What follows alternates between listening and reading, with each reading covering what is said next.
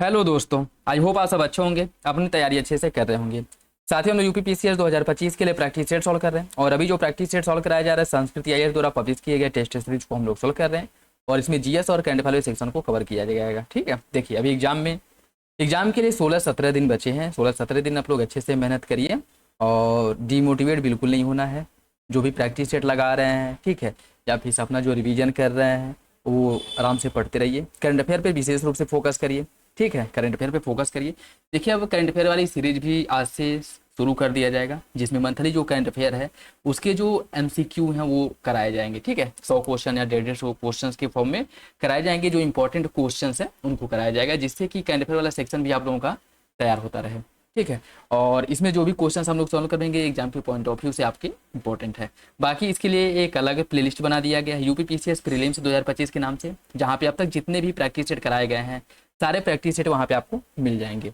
और ये वीडियो आप लोग देखिए, जो भी प्रैक्टिस सेट सॉल्व कराए जा रहे हैं सॉल्व करिए और इसमें देखिए जो भी आपके क्वेश्चंस गलत हो रहे हैं, ठीक है, उस पर अच्छे से एनालिसिस करिए, उसको अच्छे से क्यों गलत हो रहे हैं और कहाँ पे कमी रह जा रही है।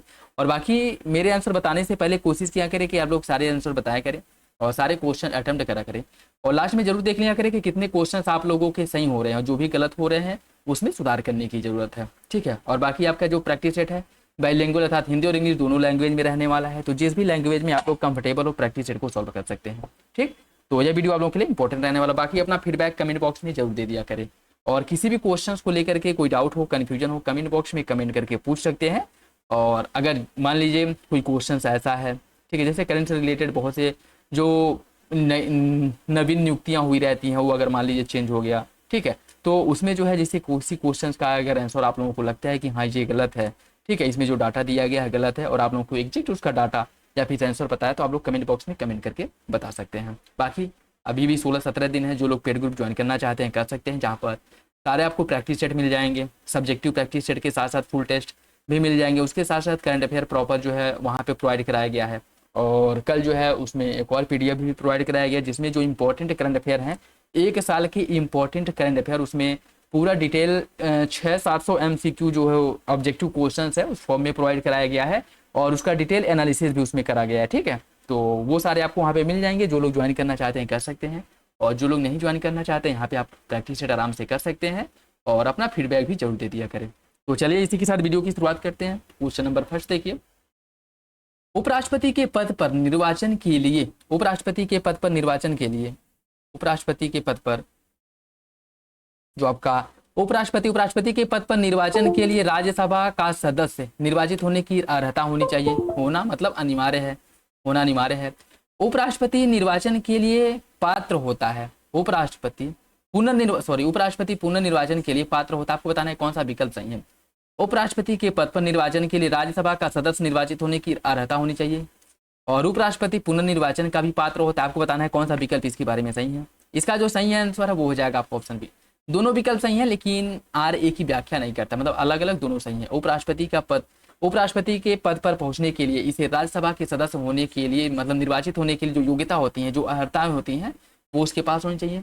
और ऐसे नहीं कि एक बार जो व्यक्ति उपराष्ट्रपति बन गया दोबारा वह उपराष्ट्रपति नहीं बन सकता है। ठीक है, एक बार उपराष्ट्रपति बनने के बाद दूसरा बार पुनः निर्वाचन का भी वो पात्र होता है। तो दोनों विकल्प सही हो जाएगा, अलग अलग सही है लेकिन। ठीक है, बाकी अगर उपराष्ट्रपति निर्वाचन के लिए जो अर्हताएं होती है उनकी अगर हम बात करें तो वो भारत का नागरिक होना चाहिए। यहाँ पे देखिए क्वेश्चन ही बन जाता है कि भारत का नागरिक दिया है, यहाँ पे कोई व्यक्ति राष्ट्रपति मान लीजिए या उपराष्ट्रपति जिसे बनना है वो जन्म के आधार पर बनेगा या कोई भी व्यक्ति बन सकता है जो वर्तमान समय में भारत का नागरिक है। देखिए अमेरिका में क्या है, अमेरिका में ये प्रावधान है कि जो व्यक्ति जन्म से अमेरिका का नागरिक है वही वहां के सर्वोच्च पद पर अर्थात राष्ट्रपति बन सकता है। लेकिन भारत में ऐसी कोई भी क्राइटेरिया नहीं है। भारत में बस बोला गया है कि वह भारत का नागरिक हो, मतलब जिस समय वह राष्ट्रपति या उपराष्ट्रपति का निर्वाचित होने के लिए चुनाव लड़ रहा है उस समय वो भारत का नागरिक होना चाहिए।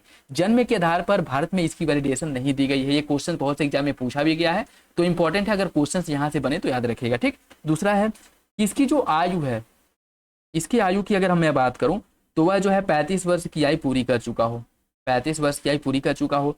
राज्यसभा का सदस्य बनने की योग्यता उसके पास होनी चाहिए। उसके साथ साथ केंद्र सरकार अथवा राज्य सरकार या किसी भी स्थानीय प्राधिकरण या किसी भी सार्वजनिक प्राधिकरण के अंतर्गत लाभ का पद धारण न करता हो। ठीक है, ये सभी क्राइटेरिया होनी चाहिए किसी भी व्यक्ति को उपराष्ट्रपति या फिर राष्ट्रपति का चुनाव लड़ने के लिए। ठीक, केंद्रीय गृह मंत्री निम्नलिखित में से किस परिषद के पदेन अध्यक्ष होते हैं?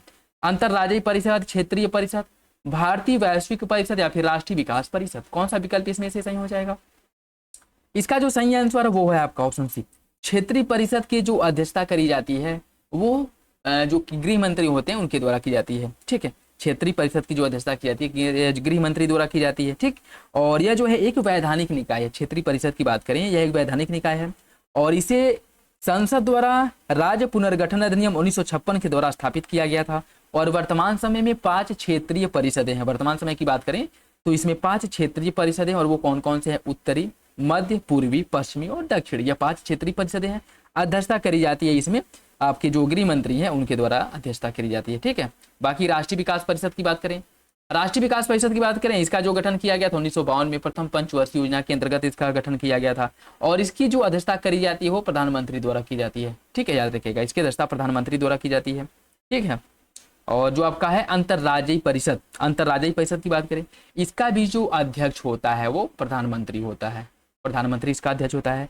और जो भारतीय वैश्विक परिषद है, जो भारतीय वैश्विक परिषद होता है, या भारत के उपराष्ट्रपति भारतीय वैश्विक परिषद के पदेन अध्यक्ष होते हैं। इंपॉर्टेंट याद रखिएगा, भारतीय वैश्विक परिषद के पदेन अध्यक्ष होते हैं भारत के उपराष्ट्रपति। ठीक है, भारत के उपराष्ट्रपति।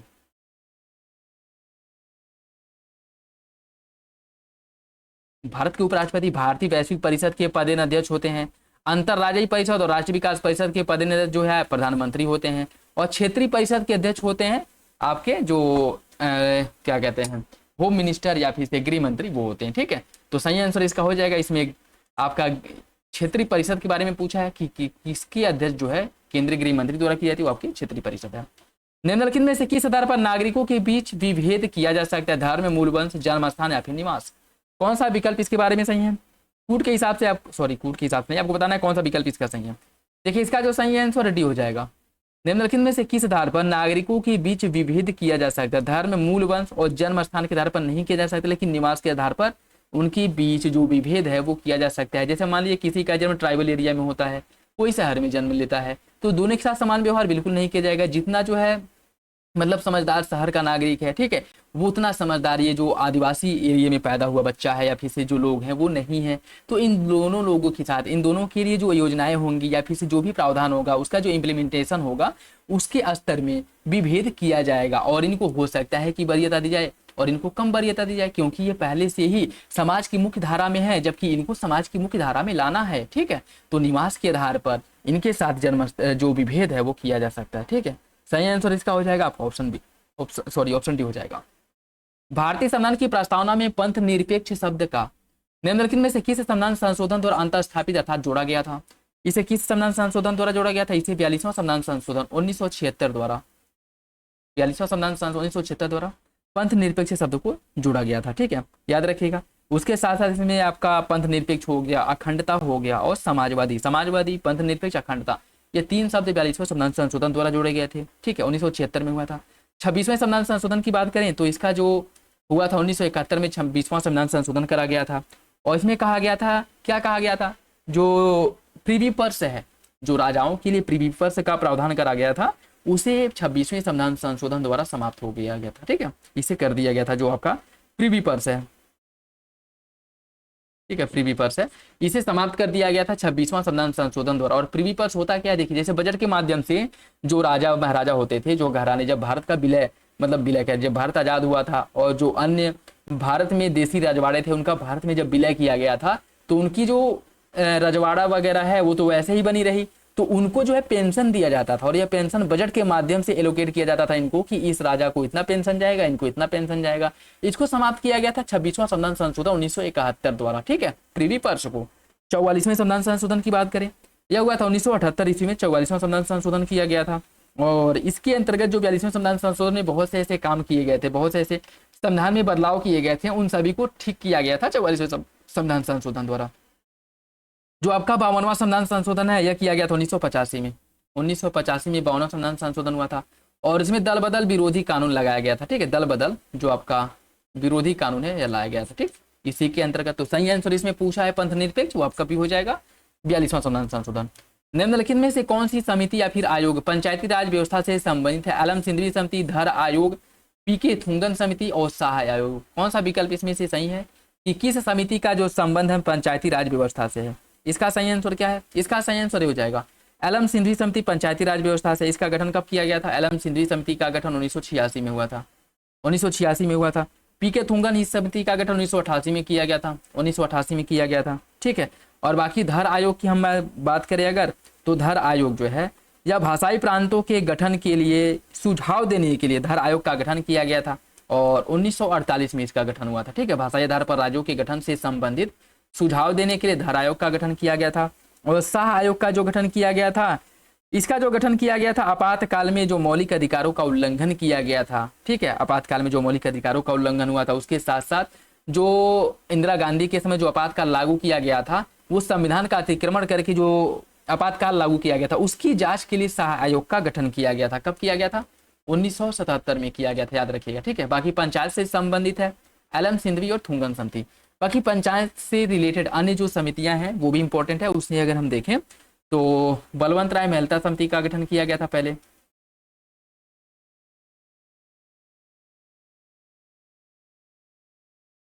ठीक है। बलवंत राय मेहता समिति का गठन, इसका गठन कब किया गया? तो 1957 में बलवंत राय मेहता समिति का गठन किया गया, ठीक है। उसके बाद है आपका अशोक मेहता समिति। अशोक मेहता समिति का गठन 1977 में किया गया था, 1977 में। इसके बाद जीवीके राव समिति का गठन किया गया था। उसके बाद आपका जीवीके राव समिति का गठन किया गया था। जीवीके राव समिति का गठन 1985 में हुआ था और ये सभी पंचायत से संबंधित है, याद रखिएगा। जीवीके राव समिति के बाद एलएम सिंधवी समिति का गठन किया गया था।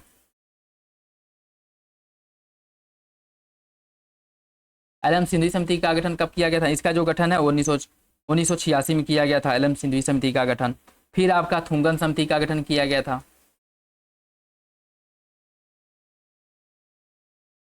थुंगन समिति का गठन कब किया गया था? थुंगन समिति का गठन हुआ था 1988 में। 1988 में थुंगन समिति का गठन हुआ था, ठीक है। फिर आपका गाडगिल समिति, गाडगिल समिति का गठन भी 1988 में ही किया गया था और ये सभी समितियां पंचायत से संबंधित है, याद रखिएगा। बलवंत राय मेहता समिति 1957, अशोक मेहता समिति 1977, जीवीके राव 1985, एलएम सिंधवी 1986, थुंगन 88 और गाडगिल 88। ये सभी पंचायत से संबंधित है। मीडिया जो है क्रम से लगाने के लिए क्वेश्चन बन जाता है, तो इंपॉर्टेंट याद रखिएगा। बाकी धर आयोग भाषाई आधार पर राज्यों के गठन से संबंधित सुझाव देने के लिए किया गया था। इसका गठन 1948 में।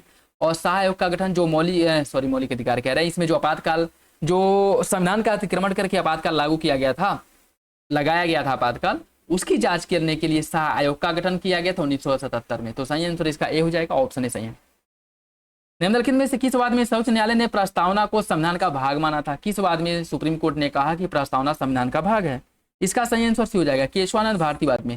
केशवानंद भारतीवाद जो 1973 का मामला है, इसमें सुप्रीम कोर्ट ने कहा कि प्रस्तावना संविधान का भाग है। और इसमें यह भी कहा गया था कि जो संसद है, इसको ये अधिकार है कि संसद संविधान के किसी विभाग में, प्रस्तावना सहित संविधान के किसी विभाग में संशोधन कर सकती है। लेकिन यहाँ पे एक इसके पास जो वो लगाया गया इसके ऊपर कि जो संसद है वो संविधान के आधारभूत अर्थात मूल ढांचे में संशोधन नहीं कर सकती है। ये इंपॉर्टेंट है, याद रखिएगा। इसका सही आंसर हो जाएगा ऑप्शन सी। फजल अली आयोग के बारे में देखिए। केएम पडिक्कर हृदयनाथ कुंजरू इसके जो है सदस्य थे और इसने एक भाषा एक राज्य के सिद्धांत को स्वीकार किया। कौन सा विकल्प इसके बारे में सही है आपको बताना है। फजल अली आयोग का जो गठन किया गया था, जिसके सदस्य केएम पडिक्कर हृदयनाथ कुंजरू थे और इसने एक भाषा एक राज्य के सिद्धांत को स्वीकार किया। कौन सा विकल्प सही है?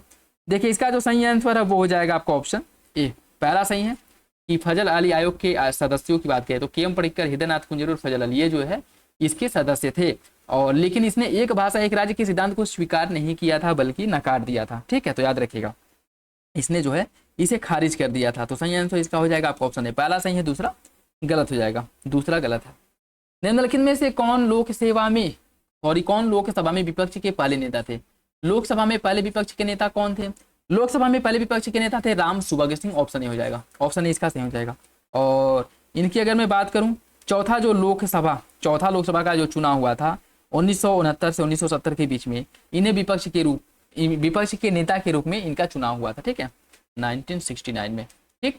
और यह जो है भारत में पहले लोकसभा में विपक्ष के नेता थे। ऑप्शन हो जाएगा। ग्राम न्यायालय के बारे में देखिए। इसे फौजदारी एवं दीवानी दोनों शक्तियां प्राप्त होती हैं। इसके न्यायिक अधिकार की नियुक्ति संबंधित उच्च न्यायालय के मुख्य न्यायाधीश द्वारा की जाती है। इसके न्यायिक अधिकारी की नियुक्ति संबंधित उच्च न्यायालय द्वारा की जाती है और इसे फौजदारी और दीवानी दोनों अधिकार, दोनों शक्तियां प्राप्त होती हैं।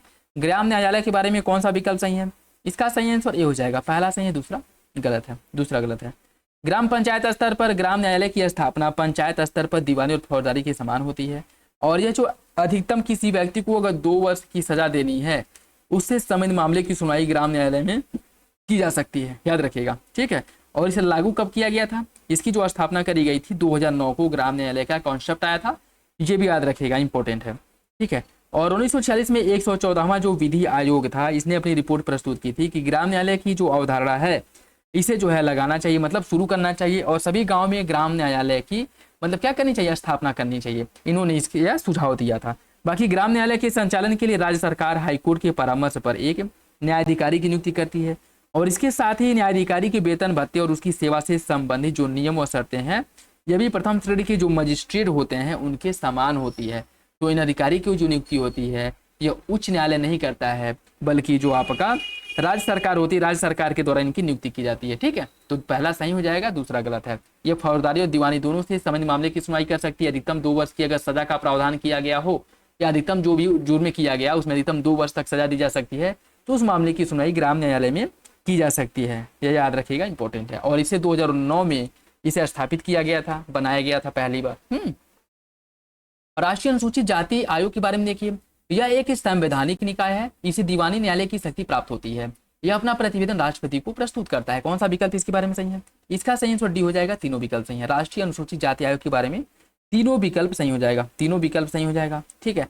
देखिए राष्ट्रीय अनुसूचित जाति आयोग की बात करें, सबसे पहले जो राष्ट्रीय अनुसूचित जाति जनजाति आयोग का गठन किया गया था 65वां संविधान संशोधन द्वारा किया गया था, याद रखिएगा, 65वां संविधान संशोधन द्वारा किया गया था और इसके लिए एक नया अनुच्छेद 338 जोड़ा गया था, ठीक है, अनुच्छेद 338 जोड़ा गया था। इसके बाद पुनः जो है 89वां संविधान संशोधन किया जाता है। 89वां संविधान संशोधन किया जाता है, कब किया जाता है? ये होता है आपका 2003 में। और 89वें संविधान संशोधन द्वारा अनुसूचित जाति और अनुसूचित जनजाति इन दोनों के लिए अलग अलग आयोग बना दिया गया, ठीक है।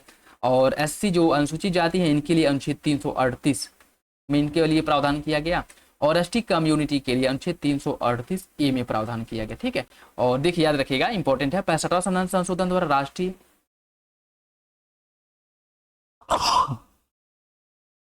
65वां संविधान संशोधन द्वारा राष्ट्रीय अनुसूचित जाति जनजाति आयोग का गठन किया गया था, मतलब दोनों के लिए एक ही आयोग बनाया गया था। 89वां संविधान संशोधन द्वारा इन दोनों के लिए जो आयोग है उसे अलग अलग कर दिया गया। एससी कम्युनिटी के लिए जो प्रावधान किया गया अनुच्छेद 338 में और एसटी कम्युनिटी के लिए अनुच्छेद 338 में, ठीक है।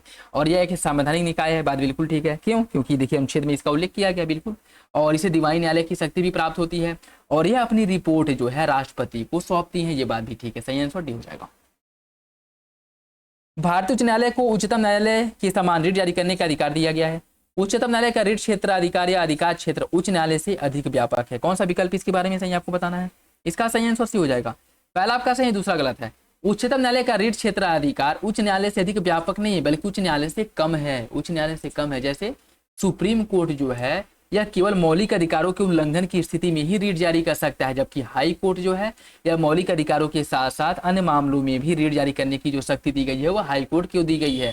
और इससे देखिए इसका मतलब यह है कि जो मौलिक अधिकारों का मूल संरक्षक है वो सुप्रीम कोर्ट है, ठीक है। मूल अधिकार से संबंधित जो मूल संरक्षक इसका है सुप्रीम कोर्ट है। जैसे अगर किसी मौलिक अधिकार का उल्लंघन हुआ है तो हाई कोर्ट जो है रिट जारी करने से बच सकता है या कह सकता है कि मतलब रिट जारी न करके कोई अन्य जो है विकल्प अपना करके समझौता करा सकता है। लेकिन अगर किसी मौलिक अधिकार का उल्लंघन हुआ है और आप सुप्रीम कोर्ट में जाते हैं तो सुप्रीम कोर्ट के ऊपर यह बाध्यकारी है कि वह रिट जारी करेगा, ठीक है। तो मौलिक अधिकारों का जो असली संरक्षक है वो सुप्रीम कोर्ट है और इसमें यह प्रावधान किया गया था कि जो है सुप्रीम कोर्ट केवल मौलिक अधिकारों से संबंधित रिट जारी करेगा, जबकि हाई कोर्ट मौलिक अधिकारों के साथ साथ अन्य मामलों में भी रिट जारी कर सकता है, ठीक है। तो व्यापकता की अगर हम बात करें तो हाई कोर्ट की जो रिट जारी करने का अधिकार है वो बहुत व्यापक है सुप्रीम कोर्ट की तुलना में, ठीक है। तो सही आंसर सी हो जाएगा।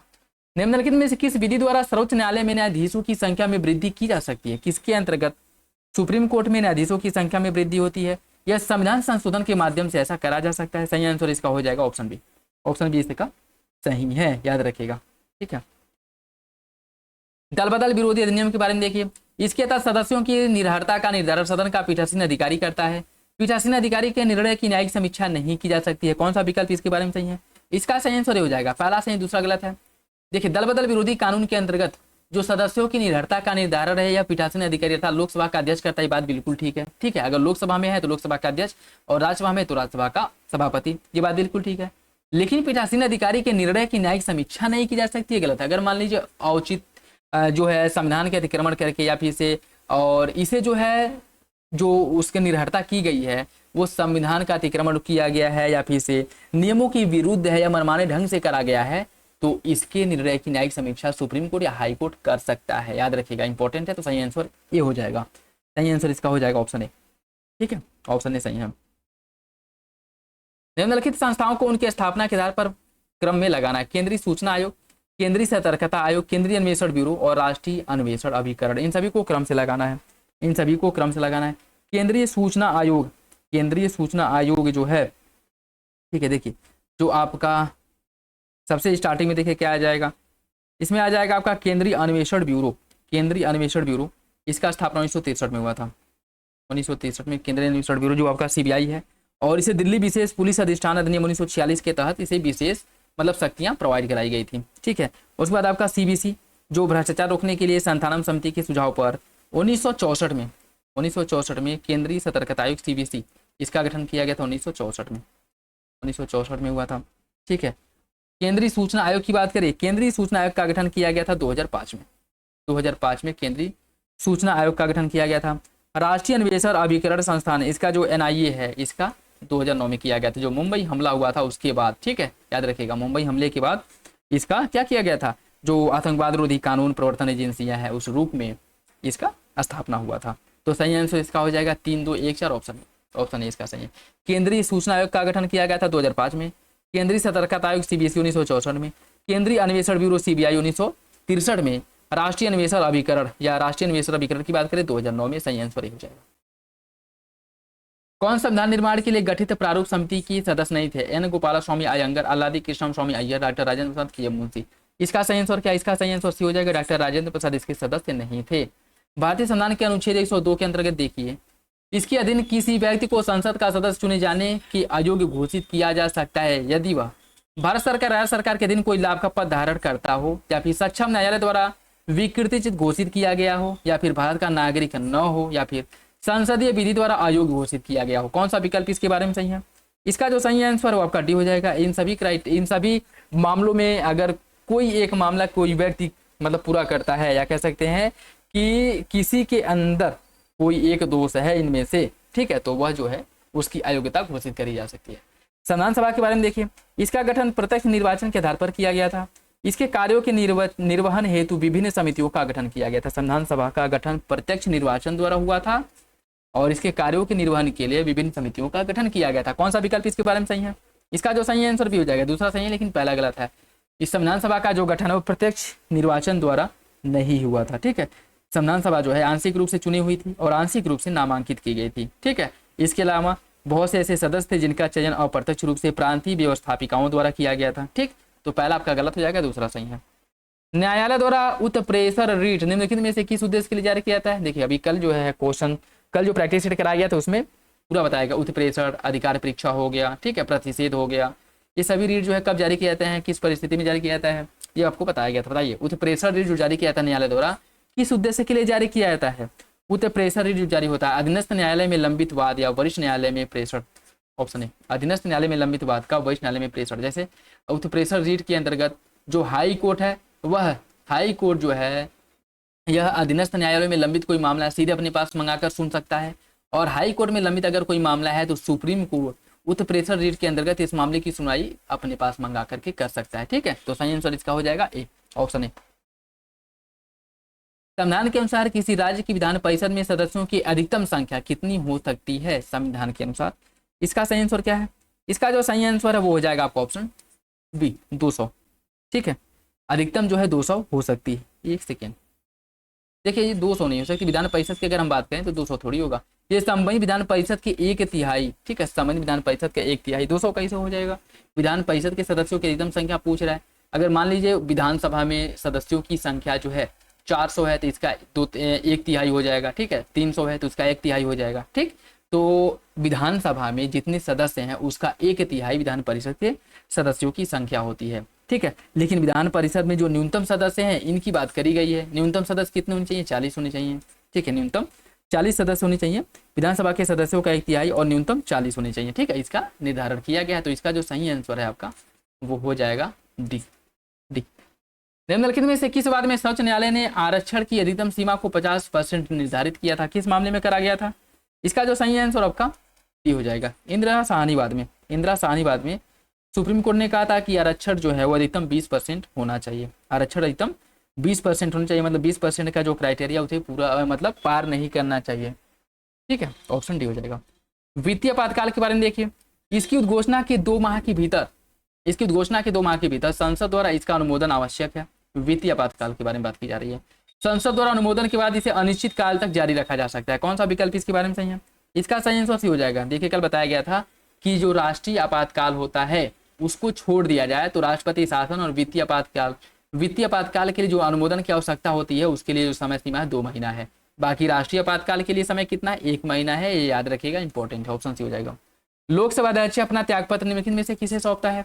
लोकसभा अध्यक्ष को अगर त्यागपत्र देना है तो वो अपना त्यागपत्र लोकसभा के उपाध्यक्ष को सौंपता है, डी हो जाएगा। लोकसभा अध्यक्ष को पद से हटाने के लिए प्रस्तुत प्रस्ताव के संदर्भ में कौन सा विकल्प सही है? इसका 50 सदस्यों द्वारा समर्थन आवश्यक है। इसे सदस्यों द्वारा सामान्य बहुमत से पारित संकल्प द्वारा पदच्युत किया जा सकता है। कौन सा विकल्प इसके बारे में सही है? कौन सा विकल्प इसका सही होगा? देखिए इसका जो सही आंसर ए हो जाएगा। पहला आपका सही, दूसरा गलत है, ठीक है। दूसरा गलत हो जाएगा। और दूसरा गलत क्यों है? देखिए अगर इसकी मैं बात करूं, लोकसभा अध्यक्ष को लोकसभा के सभी सदस्यों के विशेष बहुमत से पारित प्रस्ताव द्वारा हटाया जाता है और इस प्रक्रिया पर विचार करने के लिए कम से कम 50 सांसदों का समर्थन आवश्यक होता है। तो याद रखिएगा, पहला तो आपका सही लेकिन दूसरा गलत है। दूसरे में क्या कह रहे हैं कि इसके द्वारा सामान्य बहुमत से पारित संकल्प द्वारा इसे हटाया जा सकता है, तो ये गलत हो जाएगा, ठीक है। समान बहुमत से नहीं बल्कि इसके लिए जो है लोकसभा अध्यक्ष को हटाने के लिए लोकसभा के सभी सदस्यों की विशेष बहुमत की आवश्यकता होती है, ठीक है। तो पहला सही है, दूसरा गलत है। निम्नलिखित में से किस संसदीय समिति का गठन कृष्ण मेनन समिति के सुझाव पर किया गया था? कृष्ण मेनन समिति के सुझाव पर किया गया था सार्वजनिक उद्यम समिति का गठन। ऑप्शन ए हो जाएगा। कृष्ण मेनन समिति के सुझाव पर सार्वजनिक उद्यम समिति का गठन किया गया था। इसका जो सही आंसर है ए हो जाएगा। और सार्वजनिक उद्यम समिति का गठन कब किया गया था? सार्वजनिक उद्यम समिति का गठन 1964 में हुआ था। 1964 में सार्वजनिक उद्यम समिति का गठन हुआ था। ऑप्शन ए हो जाएगा। भारतीय संविधान के निम्नलिखित में से किस अनुच्छेद में निर्वाचनों के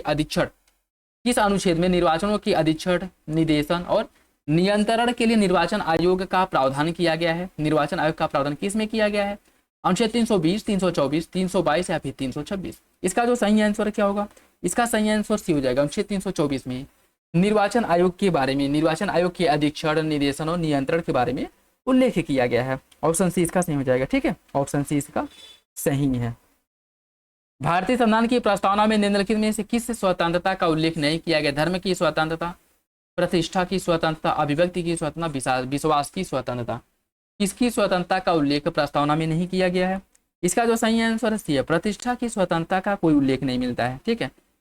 ठीक, बाकी अगर हम स्वतंत्रता की बात करें तो इस प्रस्तावना में जो स्वतंत्रता है, यह आपका अभिव्यक्ति, विश्वास, धर्म और उपासना, धर्म, विश्वास, अभिव्यक्ति, उपासना, ठीक है। धर्म, विश्वास, अभिव्यक्ति, उपासना और उसके साथ साथ जो है इसके साथ साथ जो है इनकी बात करी गई है, ठीक है। बाकी अगर देखिए इसमें कुछ और है, जैसे न्याय की अगर हम बात करें तो न्याय जो क्या बोला गया है, न्याय की अगर हम बात करें तो सामाजिक, धार्मिक, राजनीतिक न्याय की बात की गई है, ठीक है। आर्थिक और राजनीतिक न्याय की बात की, सामाजिक, आर्थिक और राजनीतिक न्याय की बात की गई है। और विचार, अभिव्यक्ति, धर्म, विश्वास और उपासना, विचार, अभिव्यक्ति, विश्वास, धर्म, उपासना, 5 प्रकार की स्वतंत्रता की बात की गई है। 5 प्रकार की स्वतंत्रता देखें तो इसमें क्वेश्चन इंपॉर्टेंट है, बन सकता है। स्वतंत्रता की बात करें तो 5 प्रकार की स्वतंत्रता की बात की गई है। और न्याय की बात करें तो 3 प्रकार के न्याय की बात की गई, सामाजिक, आर्थिक और राजनीतिक न्याय, 3 प्रकार की न्याय की बात की गई है, ठीक है। और समानता की बात जो करनी है, समानता के अंतर्गत प्रतिष्ठा और अवसर की समानता की बात की गई है। तो 2 प्रकार की समानता की बात की गई है। स्वतंत्रता 5 प्रकार का है, न्याय 3 प्रकार का है और समानता 2 प्रकार का है। इन सभी का जो उल्लेख है प्रस्तावना में प्रॉपर किया गया है, तो इंपॉर्टेंट है, क्वेश्चन इससे बन जाता है। और 2000 पीसीएस में ही शायद किसी वर्ष क्वेश्चन पूछा था कि कितने प्रकार की स्वतंत्रता की बात की गई है। ठीक है, तो याद रखिएगा जो स्वतंत्रता है वो आपका है विचार, अभिव्यक्ति, धर्म, विश्वास और उपासना की स्वतंत्रता, और न्याय सामाजिक, आर्थिक, राजनीतिक न्याय, और जो आपका अवसर है प्रतिष्ठा और अवसर की समानता की बात की गई है। इसका जो सही आंसर वो हो जाएगा आपका ऑप्शन सी, प्रतिष्ठा की स्वतंत्रता का उल्लेख नहीं किया गया है। लोक लेखा समिति के बारे में देखिए, इसका उद्देश्य सरकारी सेवाओं में वित्तीय अनियमितताओं की ओर ध्यान आकर्षित करना। यदि किसी मंत्री को समिति का सदस्य नियुक्त किया जाता है तो वह स्वतः ही समिति का अध्यक्ष बन जाता है। राज्यसभा के सदस्य इस समिति के सदस्य होते हैं। कौन सा विकल्प इसके बारे में सही है? इसका सही आंसर बी हो जाएगा। पहला और तीसरा सही, दूसरा गलत। यदि किसी मंत्री को समिति, कोई मंत्री पहली बात तो लोक लेखा जो समिति है कोई मंत्री इसका सदस्य ही नहीं होता है। ठीक है, तो ये वैसे ही गलत हो गया। ठीक, तो याद रखिएगा सही आंसर इसका क्या हो जाएगा? बी। लोकसभा में अनुसूचित जनजातियों के लिए कितनी सीटों का आरक्षण किया गया है? लोकसभा में अनुसूचित जनजातियों के लिए जो सीटों का आरक्षण वो कितना है? यह आपके 47 है, 47 ऑप्शन ए हो जाएगा। ऑप्शन इसका सही है। ठीक है, ऑप्शन इसका सही है। राष्ट्रपति फखरुद्दीन अली अहमद की मृत्यु के बाद निम्नलिखित में से किसने कार्यवाहक राष्ट्रपति के रूप में दायित्वों का निर्वहन किया था? यह किए थे वीडी जत्ती ने। ऑप्शन ए हो जाएगा, वीडी जत्ती ने। निम्नलिखित में से कौन सा अधिकार भारतीय नागरिकों के साथ साथ गैर नागरिकों को भी प्राप्त है? विधि के समक्ष समानता, लोक नियोजन के विषय में अवसर की समानता, धर्म, मूल वंश, जाति, लिंग, जन्मस्थान के आधार पर विभेद, अल्पसंख्यक वर्गों के हितों का संरक्षण। देखिए किस अनुच्छेद में किसका उल्लेख किया गया ये जानना बहुत इंपॉर्टेंट है। अगर मान लीजिए आपको ये नहीं पता है कि किसमें किसका उल्लेख किया गया और आपको ये पता है कि हाँ किसमें भारतीयों, कौन सा अधिकार भारतीयों को प्राप्त है और कौन विदेशियों को प्राप्त है, तो भी आप क्वेश्चन सॉल्व नहीं कर पाएंगे।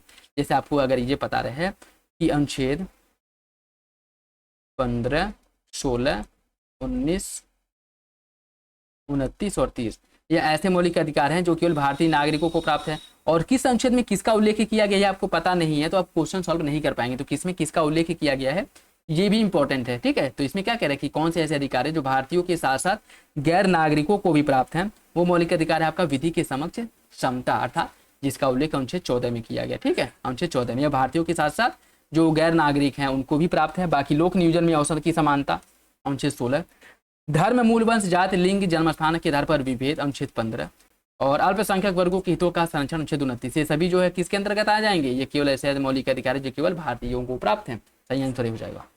सर्वोच्च न्यायालय नागरिकों के मौलिक अधिकारों का संरक्षक है। सर्वोच्च न्यायालय किसी कानून को गैर संवैधानिक घोषित कर उसे लागू होने से रोक सकता है। कौन सा विकल्प इसके बारे में सही है?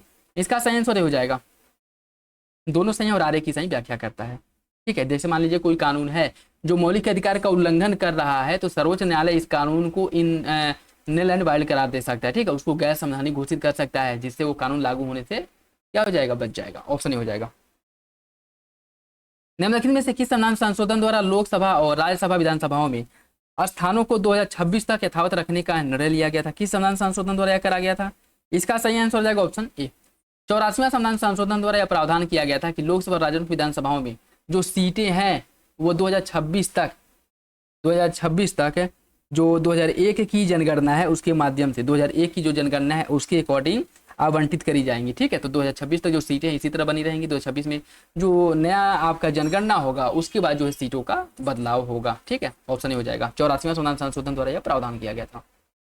विधान परिषद की बैठक के लिए निर्धारित जो गढ़पूर्ति जो कोरम है वह कितनी होनी चाहिए?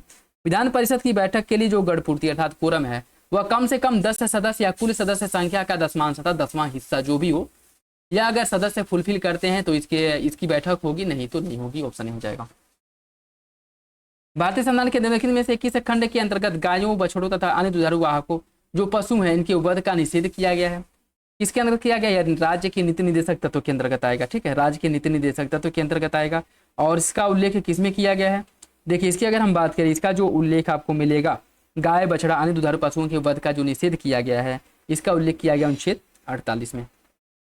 अनुच्छेद 48 में। ठीक है, अनुच्छेद 48 में, तो इंपॉर्टेंट याद रखिएगा। लोकसभा अध्यक्ष की अनुपस्थिति में संसद के संयुक्त अधिवेशन की अध्यक्षता निम्नलिखित में से किसके द्वारा की जाती है? लोकसभा अध्यक्ष अगर अनुपस्थित हो तो संयुक्त अधिवेशन की अध्यक्षता कौन करेगा? लोकसभा अध्यक्ष की अनुपस्थिति में लोकसभा का उपाध्यक्ष करेगा। ऑप्शन बी हो जाएगा। Option B. सूची फर्स्ट को सूची सेकेंड से सम्मिलित करना। अनुच्छेद 249, अनुच्छेद 249 में किसका उल्लेख किया गया है? अनुच्छेद 249 की अगर मैं बात करूं तो इसमें जो है अंतर्राष्ट्रीय करारों को प्रभावी करने के लिए दो या दो से अधिक राज्यों की सहमति।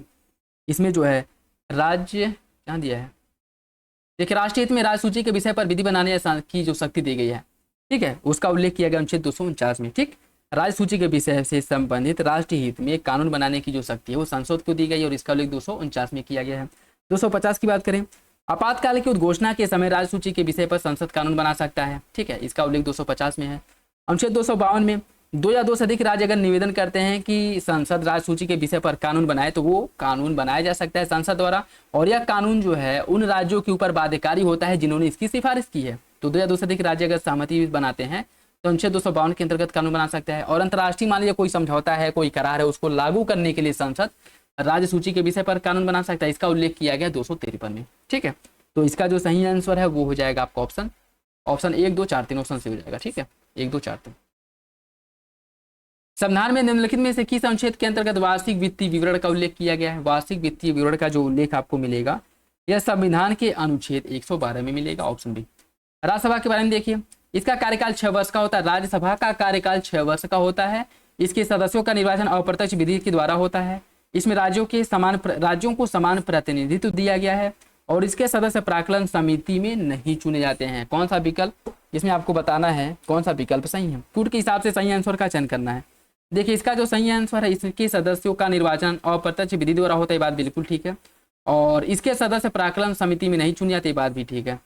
देखिए राज्यसभा का कार्यकाल 6 वर्ष का नहीं होता, राज्यसभा तो अस्थायी सदन है। ठीक है, इसके सदस्यों का कार्यकाल 6 वर्ष का होता है। ठीक है, न कि राज्यसभा का।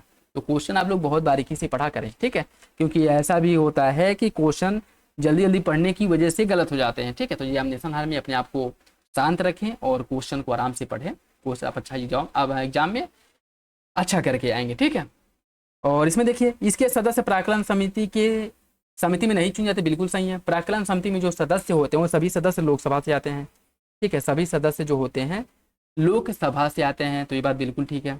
ठीक है, और बाकी इसमें राज्यों को समान प्रतिनिधित्व दिया गया, बात आपका गलत हो जाएगा। इसमें राज्यों का समान प्रतिनिधित्व नहीं है। ठीक है, राज्यों को समान प्रतिनिधित्व प्राप्त नहीं है, ये भी बात याद रखिएगा। ठीक है, इसमें जनसंख्या के आधार पर जो सीटों का आवंटन किया गया है। ठीक है, जनसंख्या के आधार पर सीटों का आवंटन हुआ है, तो जिसमें जनसंख्या अधिक होगी उसमें अधिक लोग होंगे, जहाँ पे कम होंगे वहाँ पे कम लोग होंगे। तो सही आंसर क्या हो जाएगा?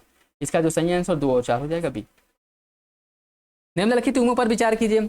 अनुपूरक अनुदान किसी वर्ष के लिए सरकार द्वारा निर्धारित व्यय को पूरा करने के लिए आवश्यक अतिरिक्त अनुदान है। अतिरिक्त अनुदान चालू वित्तीय वर्ष के दौरान अतिरिक्त व्यय की आवश्यकता के लिए। प्रत्यानुदान पूर्व प्रस्तावित किसी सेवा के लिए धन की आवश्यकता की पूर्ति के लिए। सांकेतिक अनुदान किसी सेवा के लिए आकस्मिक रूप से धन की आवश्यकता। कौन सा विकल्प इसके बारे में सही है? इसका जो सही आंसर है वो हो जाएगा आपका ऑप्शन है, पहला और दूसरा सही, तीसरा चौथा गलत हो जाएगा। ठीक है, अनुपूरक अनुदान था संसद द्वारा तब स्वीकार किया जाता है जब किसी विशेष सेवा के लिए विनियोग अधिनियम द्वारा प्राधिकृत राशि उस वर्ष हेतु चालू वित्तीय वर्ष में अपर्याप्त हो जाए।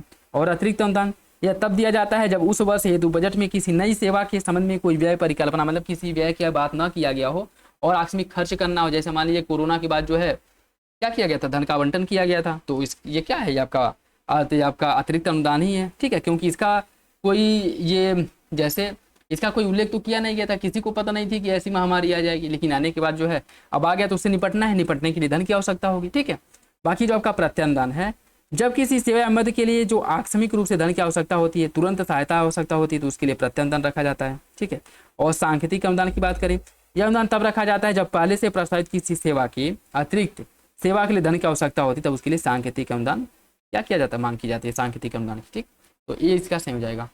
भारतीय संविधान के निम्नलिखित में से किस अनुच्छेद में वस्तु एवं सेवा कर परिषद जीएसटी के बारे में उल्लेख किया गया है? इसका उल्लेख किया गया अनुच्छेद 279 में, ऑप्शन हो जाएगा।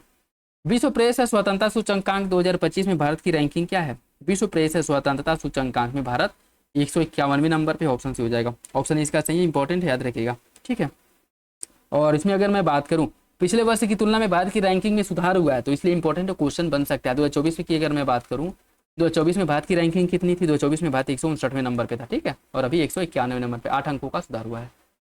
खेलो इंडिया यूथ गेम्स, इसका आयोजन देहरादून उत्तराखंड में किया गया था। इस खेल का शुभंकर था गज सिम्हा, और हरियाणा ने कुल 158 पदक जीत करके पदक तालिका में पहला स्थान प्राप्त किया। खेलो इंडिया यूथ गेम्स, कौन सा विकल्प इसके बारे में सही है?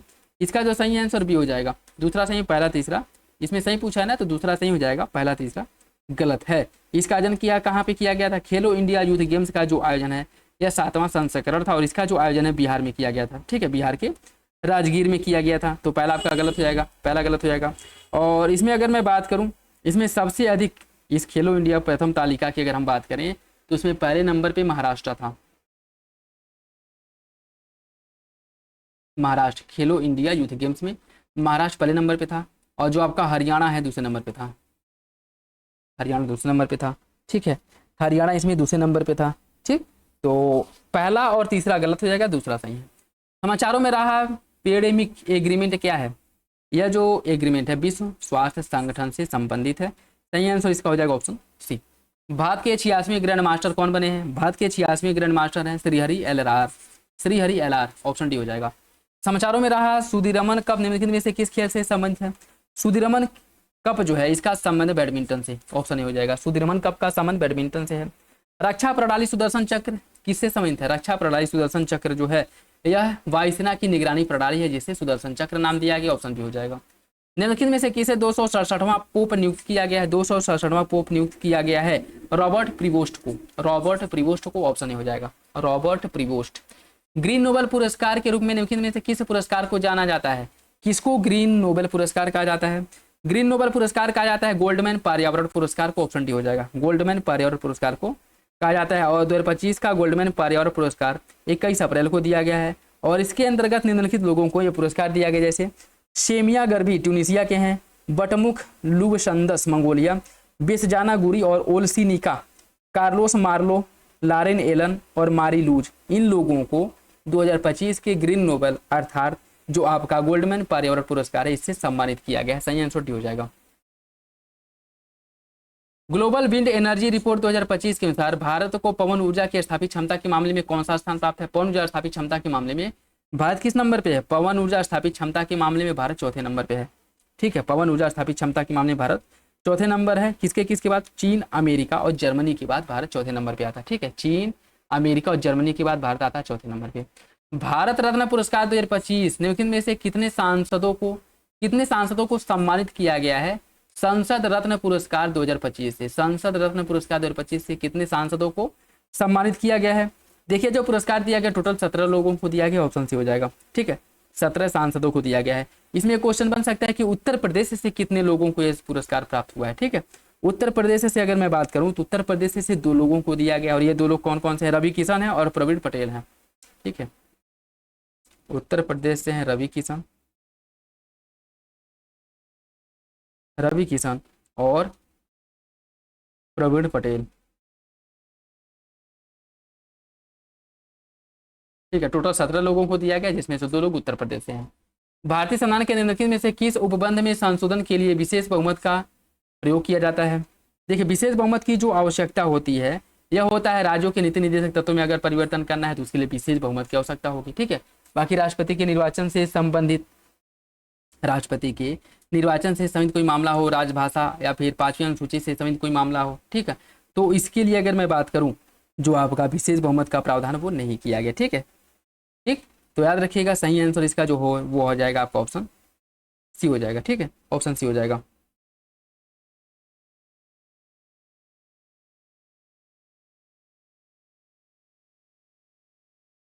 निम्नलिखित कथनों पर विचार किए। राष्ट्रपति द्वारा मांगे जाने पर सार्वजनिक महत्व के किसी विषय पर उच्चतम न्यायालय द्वारा सलाह देना अनिवार्य है। किसी पूर्व संवैधानिक संधि अथवा समझौते पर राष्ट्रपति को सलाह देने के लिए उच्चतम न्यायालय बाध्य नहीं है। कौन सा विकल्प इसके बारे में सही है? इसका जो सही आंसर है डी हो जाएगा। दोनों विकल्प गलत है। किसी राष्ट्रीय महत्व के मुद्दे पर अगर राष्ट्रपति सुप्रीम कोर्ट से सलाह मांगता है तो सुप्रीम कोर्ट सलाह देने के लिए बाध्य नहीं है, लेकिन संविधान पूर्व की कोई संधि या समझौता है इससे संबंधित अगर कोई मामला है तो इससे संबंधित मामले पर सुझाव या सलाह देने के लिए राष्ट्र जो सुप्रीम कोर्ट है वो बाध्य है, इसको सलाह इस पर देना ही है। तो दोनों विकल्प गलत हो जाएगा। निम्नलिखित कुछ राज्य दिए गए हैं और इन्हें बताना है इनके गठन के आधार पर इनको क्रम से लगाना है। ठीक है, गठन के आधार पर क्रम से इनको लगाना है। नागालैंड का गठन कब हुआ था? 1963 में नागालैंड का गठन किया गया था। ठीक है, और हिमाचल प्रदेश का 1966 में हुआ था। 1966 में हिमाचल प्रदेश का गठन किया गया था। मेघालय का गठन किया गया था 1972 में मेघालय। और सिक्किम का जो गठन हुआ था यह 1975 में हुआ था, 1975 में। तो सही आंसर इसका क्या हो जाएगा? इसका जो सही आंसर 2 1 3 4 2 1 3 4 ऑप्शन बी हो जाएगा, ऑप्शन बी। स्थगन प्रस्ताव के बारे में देखिए, इसे केवल लोकसभा में प्रस्तुत किया जा सकता है। इसे सरकार के विरुद्ध निंदा का तत्व समाहित होता है। प्रस्ताव पर चर्चा प्रारंभ होने के बाद अध्यक्ष को सदन को स्थगित करने की शक्ति नहीं होती है। कौन सा विकल्प इसके बारे में सही है? कौन सा विकल्प खुद के हिसाब से आपको सही आंसर का चयन करना है। क्वेश्चन नंबर 54, इसका जो सही आंसर आपका डी हो जाएगा, ऑप्शन डी, ऑप्शन डी। निम्नलिखित में से कौन सा विकल्प गलत है? उत्तर प्रदेश में राज्यसभा में सीटें जो दी गई हैं 31 हैं, तमिलनाडु में 20 हैं, पश्चिम बंगाल 16 और महाराष्ट्र 19। कौन सा विकल्प गलत है? इसका जो सही आंसर है क्या होगा? इसका जो सही आंसर है वो हो जाएगा आपका ऑप्शन बी। तमिलनाडु में राज्यसभा की जो सीटें हैं वह 20 नहीं 18 है। ठीक है, बाकी विकल्प सही हो जाएगा। निम्नलिखित में से कौन सी भारतीय संविधान की एकात्मकता की विशेषता है? भारतीय संविधान की एकात्मक विशेषता कौन सी है? भारतीय संविधान की एकात्मक व्यवस्था है स्वतंत्र न्यायपालिका। ठीक है, स्वतंत्र न्यायपालिका। ठीक, एक सेकेंड, स्वतंत्र न्यायपालिका, स्वतंत्र न्यायपालिका एकात्मक थोड़ी व्यवस्था होगा। बाद में एकल संविधान जो है यह आपका एकात्मक व्यवस्था है, क्योंकि चाहे वो केंद्र हो या फिर राज्य हो, सभी के लिए संविधान तो एक ही है ना। तो एकात्मक व्यवस्था का जो लक्षण है वो एकल संविधान में देखने को मिलता है, ऑप्शन से हो जाएगा। ठीक है, बाकी एकात्मकता के जो कुछ तत्व हैं जो समाहित हैं उसकी अगर मैं बात करूं, सशक्त केंद्र हो गया, राज्य अनश्वर नहीं है। ठीक है, राज्य अनश्वर नहीं मतलब जैसे राज्यों को विलुप्त किया जा सकता है, दो राज्यों को मर्ज करके एक राज्य बनाया जा सकता है, या फिर दो राज्यों के कुछ क्षेत्रों को लेकर के एक नया राज्य बनाया जा सकता है। ठीक है, तो राज्यों के अस्तित्व की कोई गारंटी नहीं है। ठीक, और एकल संविधान हो गया, संविधान का लचीलापन और राज्य प्रतिनिधित्व में समानता का जो अभाव है, आपातकालीन उपबंध, एकल नागरिकता, एकीकृत न्यायपालिका, अखिल भारतीय सेवाएं, एकीकृत लेखा जांच मशीनरी। ठीक है, और उसके साथ राज सूची, ये सभी जो है आपके एकात्मकता के अंतर्गत आती हैं। तो सही आंसर हो जाएगा आपका ऑप्शन सी। किसी व्यक्ति को विधानसभा के अध्यक्ष के रूप में नियुक्त किया जा सकता है, पर उसे 6 माह के भीतर विधानसभा की सदस्यता लेनी होगी। विधानसभा अध्यक्ष अपना त्यागपत्र राज्यपाल को प्रेषित करता है। कौन सा विकल्प इसके बारे में सही है? इसका जो सही आंसर है वो हो जाएगा ऑप्शन डी, ऑप्शन डी। दोनों विकल्प गलत है। देखिए, विधानसभा के सदस्य अपने सदस्यों के बीच से ही अध्यक्ष का निर्वाचन करते हैं। ठीक है, तो ये आपका गलत हो जाएगा। और यदि वह उपाध्यक्ष को अपना लिखित में त्यागपत्र दे तो उसका पद रिक्त हो सकता है। तो अपना त्यागपत्र जो है वह किसको देता है? तो उपाध्यक्ष को देता है। दोनों विकल्प गलत है। निम्नलिखित में से कौन सा विषय राज्य सूची से सम्मिलित राज्य सूची में शामिल नहीं है? एक सेकेंड, कौन सा विषय राज्य सूची में शामिल है? अंतरराज्यीय व्यापार एवं वाणिज्य, बीमा, पुलिस, स्थानीय शासन, उद्योग। कौन सा इसमें किसका जो उल्लेख है राज्य सूची के अंतर्गत किया गया है? कौन कौन से क्षेत्र जो है राज्य सूची में शामिल है? इसमें देखिए आपका पुलिस राज्य सूची का विषय है, स्थानीय शासन और उद्योग ये सभी राज्य सूची के विषय हैं। इसमें बीमा और अंतरराज्यीय व्यापार वाणिज्य यह जो है राज्य सूची के विषय नहीं है। तो सही आंसर सी हो जाएगा। 3, 4, 5। राज्य विधानमंडल के किसी सदस्य के सदन की बैठक से कितने दिन तक बिना अनुमति अनुपस्थित रहने पर उसकी सदस्यता समाप्त हो जाती है? इसका सही आंसर भी हो जाएगा 60 दिनों तक अगर आप अनुपस्थित रहते हैं बिना बताए तो आपकी सदस्यता समाप्त हो जाएगी। सही आंसर इसका हो जाएगा बी। मंत्रिपरिषद के बारे में देखिए, मंत्रिपरिषद के सदस्यों की कुल संख्या लोकसभा की कुल सदस्य संख्या के 15% से अधिक नहीं हो सकती है। मंत्री परिषद सामूहिक रूप से संसद के प्रति उत्तरदायी होते हैं। कौन सा विकल्प इसका सही है?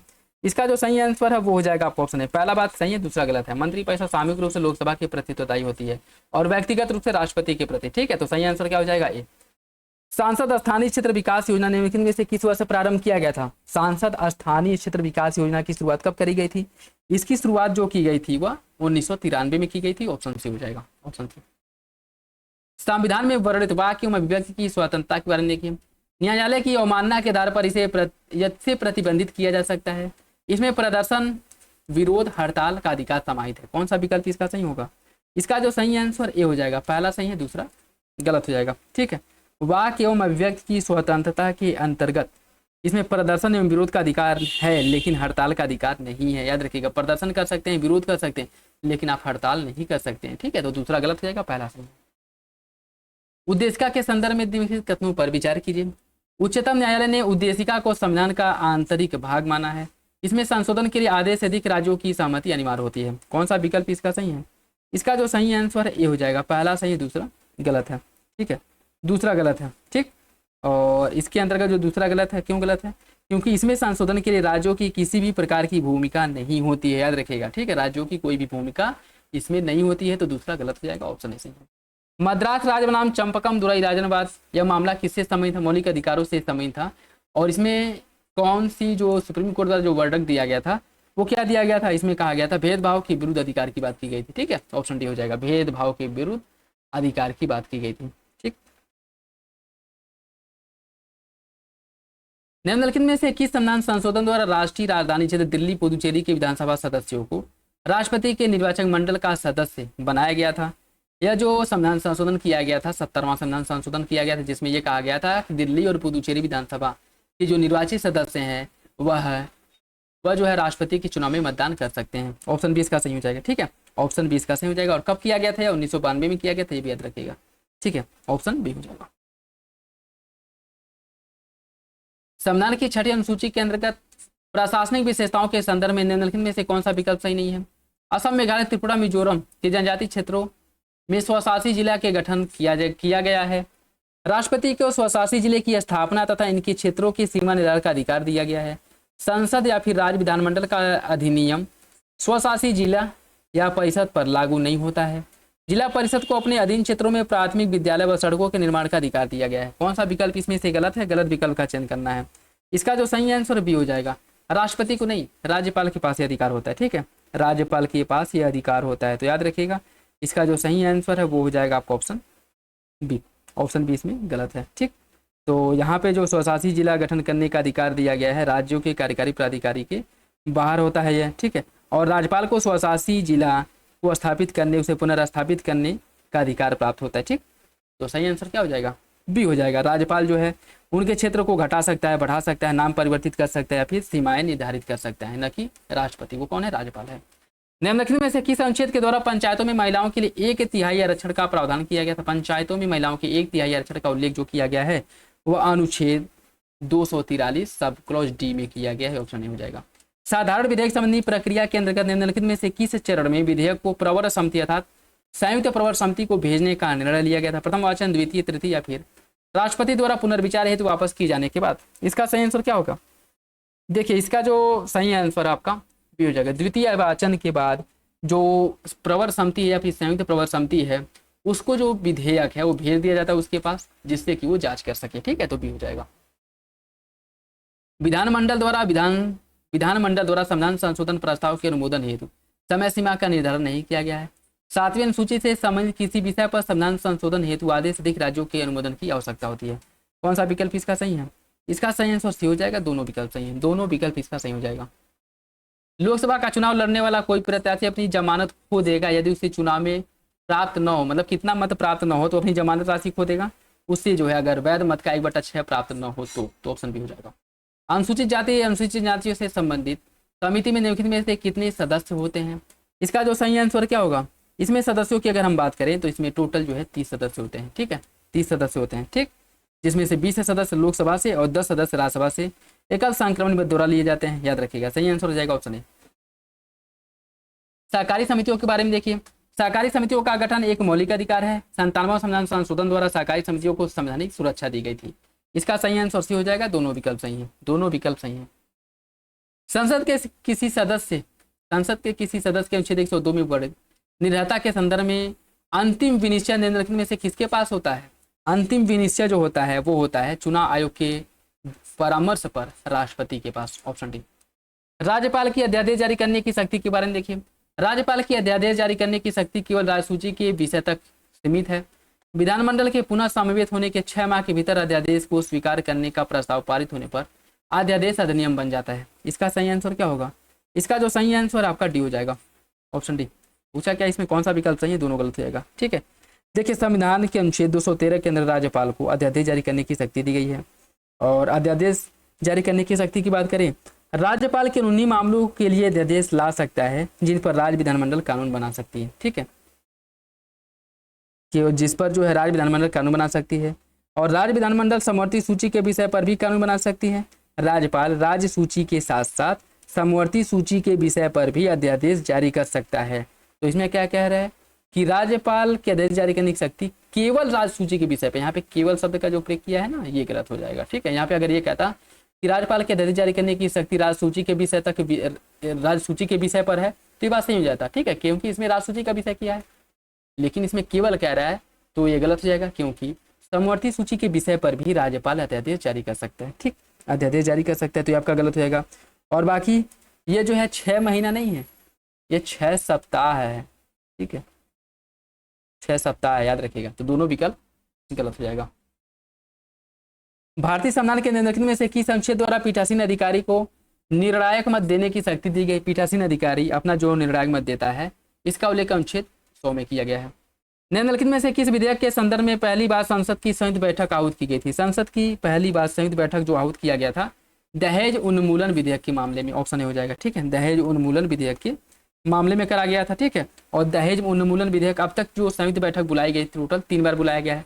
पहला दहेज उन्मूलन विधेयक यह कब हुआ था? यह हुआ था 1960 में, 1960 का मामला है। ठीक है, उसके बाद है आपका बैंक सेवा का राष्ट्रीयकरण, इससे संबंधित संयुक्त बैठक बुलाई गई थी 1977 में, 1977 है ना,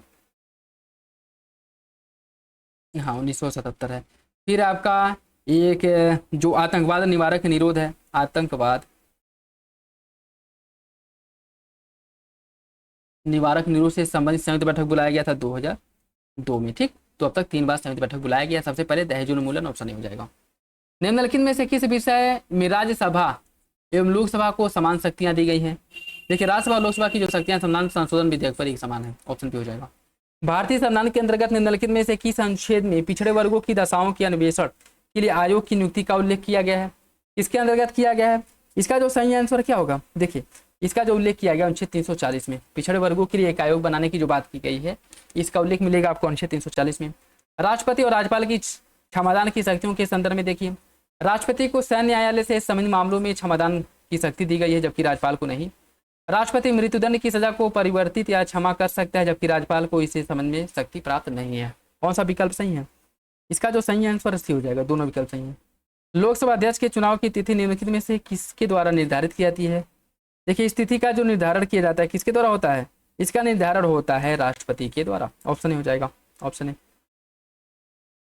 निम्नलिखित में से किस अनुच्छेद में यह प्रावधान किया गया है कि कोई भी कर विधि के प्राधिकार से ही लगाया और वसूला जाएगा, अन्यथा नहीं? किसमें इसका उल्लेख किया गया है? इसका जो उल्लेख किया गया है वो आपके अनुच्छेद 265 में है, ऑप्शन ए। ठीक है, कोई भी कर विधि के प्राधिकार के द्वारा ही लगाया जाएगा, अन्यथा नहीं लगाया जाएगा। और अनुच्छेद 266 की बात करें, इसके अनुसार सरकार को मिलने वाले सभी राजस्व जैसे सीमा शुल्क, उत्पाद शुल्क, आयकर, संपदा शुल्क, कर, आने शुल्क जो है, यह सरकार द्वारा दिए गए ऋणों की वसूली, जो धन प्राप्त होते हैं वे सभी संचित निधि में जमा होते हैं। इसका उल्लेख जो है किया गया अनुच्छेद 266 में। ठीक है, और अनुच्छेद 267 की बात करें, अनुच्छेद 267 में आकस्मिकता निधि का उल्लेख किया गया है। और अनुच्छेद 268 है, इसकी अगर हम बात करें तो इसमें जो है सरकार ऐसे स्टाम्प शुल्क जो संघ सूची में वर्णित है केंद्र सरकार द्वारा लगाया जाएगा, किंतु संघ राज्य क्षेत्र में या केंद्र सरकार द्वारा तथा राज्य में राज्य सरकारों के द्वारा एकत्रित किया जाएगा और विनियोजित किया जाएगा। मतलब एक कर जो है लगाएगा केंद्र सरकार, लेकिन इसे वसूल करेगा राज्य सरकार और उसका उपयोग करेगा। ठीक है, इसका उल्लेख 268 में किया गया। ठीक, राज्य विधान परिषद के बारे में देखिए, इसके सृजन का जो प्रस्ताव है संबंधित विधानसभा द्वारा साधारण बहुमत से पारित किए जाना अनिवार्य है। राज्य विधान परिषद के सदस्यों की संख्या उस राज्य के विधान सभा सदस्यों की संख्या के 1/4 के से अधिक नहीं होनी चाहिए। कौन सा विकल्प इसका सही है? इसका सही आंसर डी हो जाएगा, ऑप्शन डी। ठीक है, देखिए इसकी अगर हम बात करें, कोई विशेष प्रस्ताव राज्य विधानसभा द्वारा पूर्णतः बहुमत से पारित होना जरूरी है। ठीक है, और यह जो बहुमत है कुल मतों एवं उपस्थित सदस्यों के 2/3 से कम नहीं होना चाहिए। संसद के अधिनियम अनुच्छेद 362 के प्रयोजन के लिए संविधान का संशोधन नहीं माना जाएगा और समान विधान की तरह अर्थात साधारण बहुमत से पारित किया जाना अनिवार्य होता है। तो पहला आपका क्या हो जाएगा? गलत हो जाएगा। ठीक है, और जो आपका दूसरा है, संविधान के अनुच्छेद 171 के अनुसार विधान परिषद के सदस्यों की कुल संख्या उस राज्य की विधानसभा के सदस्यों की कुल संख्या के 1/3 से अधिक नहीं होगी और 40 से कम नहीं होगी। ठीक है, तो ये भी आपका गलत हो जाएगा। ठीक, ये भी गलत हो जाएगा। तो सही आंसर क्या है? डी हो जाएगा। निम्नलिखित में से किस वाद के अंतर्गत उच्चतम न्यायालय ने मृत्युदंड को दुर्लभतम मामलों में ही पारित किए जाने के उपयुक्त माना था? मतलब जो मृत्युदंड दिया जाएगा बहुत ही क्रिटिकल कंडीशन में ही मृत्युदंड दिया जाएगा, अन्यथा नहीं। यह किसमें कहा गया था? यह कहा गया था बचन सिंह बनाम पंजाब राज्य मामले में, बचन सिंह बनाम पंजाब मामले में। ठीक है, और यह मामला कब तक का है? यह मामला है 1980 का। विनियोग विधेयक के बारे में देखिए, सभी विनियोग विधेयक धन विधेयक होते हैं, सभी विनियोग विधेयक धन विधेयक होते हैं और इन्हें केवल लोकसभा में पुनः स्थापित किया जा सकता है। कौन सा विकल्प इसके बारे में सही है? इसका जो सही आंसर वो हो जाएगा आपका ऑप्शन सी। ठीक है, सभी विनियोग विधेयक धन विधेयक होते हैं, इसमें सही पूछा है। देखिए इसकी अगर हम बात करें, ये आपका गलत होगा। सभी विनियोग विधेयक धन विधेयक होते हैं ऐसा थोड़ी है भैया, ये गलत है। ठीक है, आंसर गलत दिया है। इसका जो सही आंसर है वो बी हो जाएगा, दूसरा सही पहला गलत। मान लिया धन विधेयक है, धन विधेयक है, और ये आपका विनियोग विधेयक है, विनियोग विधेयक है, ठीक है। तो जो आपका धन विधेयक है ये विनियोग विधेयक के अंतर्गत आता है, लेकिन सभी विनियोग विधेयक धन विधेयक के अंतर्गत आते हैं। ये कैसे सही हो जाएगा? ठीक है, देखिए संचित निधि में कोई भी राशि विनियोग विधेयक के माध्यम से ही निकाली जा सकती है, ठीक है। और लोकसभा द्वारा अनुदान की मांग पर मतदान होने के बाद ही लोकसभा में विनियोग विधेयक पारित किया जाता है, जिसमें वह राशि भी निर्दिष्ट होती है जो भारत की संचित निधि में विनियोजित की जाती है, ठीक है। तो प्रत्येक विनियोग विधेयक जो है, जो प्रत्येक विनियोग विधेयक होता है एक, हाँ सही तो है, इसका जो सही आंसर बी हो जाएगा, ठीक है, बी सही है, पहला गलत हो जाएगा, ठीक। नेक्स्ट देखिए, निम्नलिखित में से किस अनुच्छेद में यह प्रावधान किया गया है, किस अनुच्छेद में यह प्रावधान किया गया है कि उच्चतम न्यायालय द्वारा घोषित विधि सभी न्यायालयों पर बाध्यकारी होती है? किसमें इसका उल्लेख किया गया है? इसका जो उल्लेख किया गया आपके बी में किया गया, अनुच्छेद 141 में। सार्वजनिक उद्यम समिति के बारे में देखिए, यह सार्वजनिक उद्यमों के संदर्भ में नियंत्रण के मामले का परीक्षक को प्रतिवेदन की जांच करता है। या कोई मंत्री इस समिति का सदस्य चुना जाता है तो वह स्वतः समिति का अध्यक्ष होता है। कौन सा विकल्प इसके बारे में सही है? इसका सही आंसर भी हो जाएगा, दूसरा सही है, पहला गलत हो जाएगा, ठीक है, पहला इसमें गलत है, ठीक है, पहला गलत हो जाएगा। एक सेकेंड, सार्वजनिक उद्यम समिति यह सार्वजनिक उद्यमों के संदर्भ में नियंत्रण के मामले का परीक्षक के प्रतिवेदन की जांच करती है। इसका जो सही आंसर ए हो जाएगा, पहला बिल्कुल सही है, ठीक है, जांच करती है। और यदि कोई मंत्री समिति का सदस्य चुना जाता है तो वह स्वतः समिति का अध्यक्ष बन जाता है, यह गलत हो जाएगा, ठीक है। सार्वजनिक उद्यम समिति पर नियंत्रण एवं महालेखा परीक्षक के प्रतिवेदन की जांच की जाती है। उसके साथ साथ ये जांच करना, सार्वजनिक उद्यम के प्रबंधन व्यवसायिक सिद्धांतों को युक्ति संगत करना, उसके साथ साथ लोकसभा के अध्यक्ष द्वारा समय समय पर जो है क्या किया जाता है, इसे प्रतिवेदन सौंपा जाता है, जो जैसे किसी चीज़ की अगर जांच करनी हो, सुझाव देना हो तो इसके पास आता है। उसके साथ साथ कोई भी मंत्री इस समिति का सदस्य नहीं होता। जब कोई मंत्री समिति का सदस्य नहीं है, ठीक है, तो इसका अध्यक्ष कैसे बन जाएगा? तो यही आपका गलत है, ठीक है। सार्वजनिक उद्यम समिति में पहला सही हो जाएगा, दूसरा गलत है, तो इसका जो सही आंसर ये होना चाहिए। बाकी क्वेश्चन नंबर ये आप एक बार और देखिए, ठीक है। देखिए इसमें क्या है कि सभी धन विधेयक, सभी जो धन विधेयक है, थोड़ा सा इसमें कंफ्यूजन ये हो गया कि सभी धन विधेयक जो है वित्त विधेयक होते हैं, वित्त विधेयक होते हैं, सभी धन विधेयक वित्त विधेयक होते हैं, लेकिन सभी वित्त विधेयक धन विधेयक नहीं होते, ठीक है। सभी धन विधेयक वित्त विधेयक हैं, लेकिन सभी वित्त विधेयक धन विधेयक नहीं है, ठीक है। तो ये बात तो बिल्कुल सही है कि सभी धन विधेयक वित्त विधेयक होते हैं, लेकिन सभी वित्त विधेयक धन विधेयक नहीं होते हैं। लेकिन इसमें विनियोग विधेयक की बात किया है ना, तो हमें जो धन की प्राप्ति करनी होती है, जो धन निकालना होता है संचित निधि से, जो धन हमें चाहिए होता है, उसके लिए विनियोग विधेयक पारित करना तो आवश्यक है। जब तक हम विनियोग विधेयक पारित नहीं करेंगे तब तक हमें धन की प्राप्ति कैसे होगी, ठीक है। तो सभी धन विधेयक जो है विनियोग विधेयक नहीं होते हैं, लेकिन सभी विनियोग विधेयक धन विधेयक होते हैं, बात बिल्कुल ठीक है, ठीक है, क्योंकि विनियोग विधेयक के माध्यम से ही धन की प्राप्ति होती है। तो सभी जो विनियोग विधेयक होते हैं वो धन विधेयक होते हैं, ये बात भी ठीक है। सही आंसर इसका सी हो जाएगा, ठीक है। सॉरी, इसमें थोड़ा सा जो है क्वेश्चन पढ़ने में जो है थोड़ा सा वो हो गया था, याद रखिएगा ऑप्शन सी इसका सही है, ठीक है, ऑप्शन सी। निम्नलिखित में से कौन सा संसदीय कार्रवाई के अंतर्गत प्रदत्त व्यवस्था आधे घंटे की चर्चा का उद्देश्य है? कौन इसका उद्देश्य है? इसका उद्देश्य है कि किसी ऐसे प्रश्न से उत्पन्न होने वाले विषय पर चर्चा करना जिसका उत्तर सदन में दिया जा चुका हो, ठीक है, ऑप्शन डी हो जाएगा। अनुच्छेद 358 के संदर्भ में देखिए, अनुच्छेद 358 के अंतर्गत युद्ध, बाह्य आक्रमण या सशस्त्र विद्रोह के आधार पर परिवर्तनीय होगा। इसे परिवर्तनीय होने पर अनुच्छेद 19 परिवर्तनीय होगा, मतलब अनुच्छेद 358 लागू होगा, और इसके परिवर्तन मतलब लागू होने पर अनुच्छेद 19 स्वतः निलंबित हो जाता है। कौन सा विकल्प इसके बारे में सही है? इसका जो सही आंसर वो हो जाएगा ऑप्शन बी, दूसरा सही, पहला गलत है, ठीक है।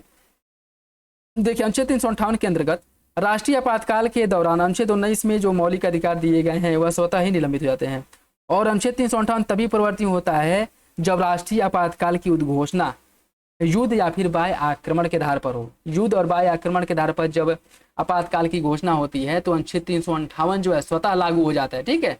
और अनुच्छेद 358 स्वतः लागू होता है, इसके परिणाम स्वरूप अनुच्छेद 19 में जो मौलिक अधिकार दिए गए हैं वह स्वतः ही निलंबित हो जाते हैं। और एक अनुच्छेद है 359 जिसमें प्रावधान किया गया है कि अगर राष्ट्रपति को यह लगता है कि यानी जो मौलिक अधिकार दिए गए हैं उनके निलंबन की भी आवश्यकता है, तो अनुच्छेद 20 और अनुच्छेद 21 के जो मौलिक अधिकार हैं इनको छोड़ करके अन्य जो मौलिक अधिकार है उनको निलंबित कर सकता है कौन? राष्ट्रपति। लेकिन आपातकाल जो घोषित हुआ है, आपातकाल की जो घोषणा की गई है वह युद्ध या फिर बाह्य आक्रमण के आधार पर होना चाहिए। अगर सशस्त्र विद्रोह के आधार पर होता है तो यह क्राइटेरिया पूरा नहीं होगा। और इसके बाद जो है सशस्त्र विद्रोह के आधार पर अगर आपातकाल की घोषणा की जाती है तो अनुच्छेद 358 लागू नहीं होगा, और अनुच्छेद 358 लागू नहीं होगा तो अनुच्छेद 19 स्वतः निलंबित नहीं होगा। ठीक है, याद रखिएगा, इंपॉर्टेंट है, क्वेश्चन बन सकता है। इसका सही आंसर क्या हो जाएगा? Option B.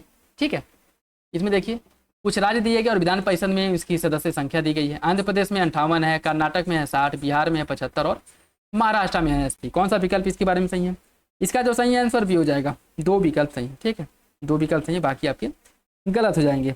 ठीक, देखिए आंध्र प्रदेश में जो विधान परिषद में सदस्यों की संख्या है वो आपकी 58 बात बिल्कुल ठीक है।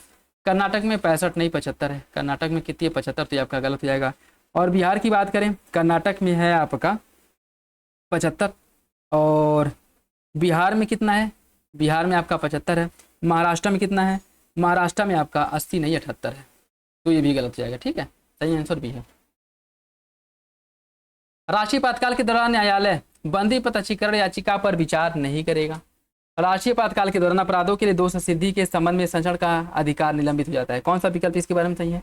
इसका सही आंसर डी हो जाएगा, ऑप्शन डी। देखिए अभी ऊपर बताया गया है ना कि अनुच्छेद 359 राज्य को सभी मूल अधिकारों के परिवर्तन को निलंबित करने की शक्ति दी गई है। ठीक है, राज्य को सभी मूल अधिकारों के निलंबन की शक्ति दी गई है, लेकिन इसमें एक्सेप्शन क्या है कि अनुच्छेद 20 और 21 के मौलिक अधिकार निलंबित नहीं हो सकते हैं।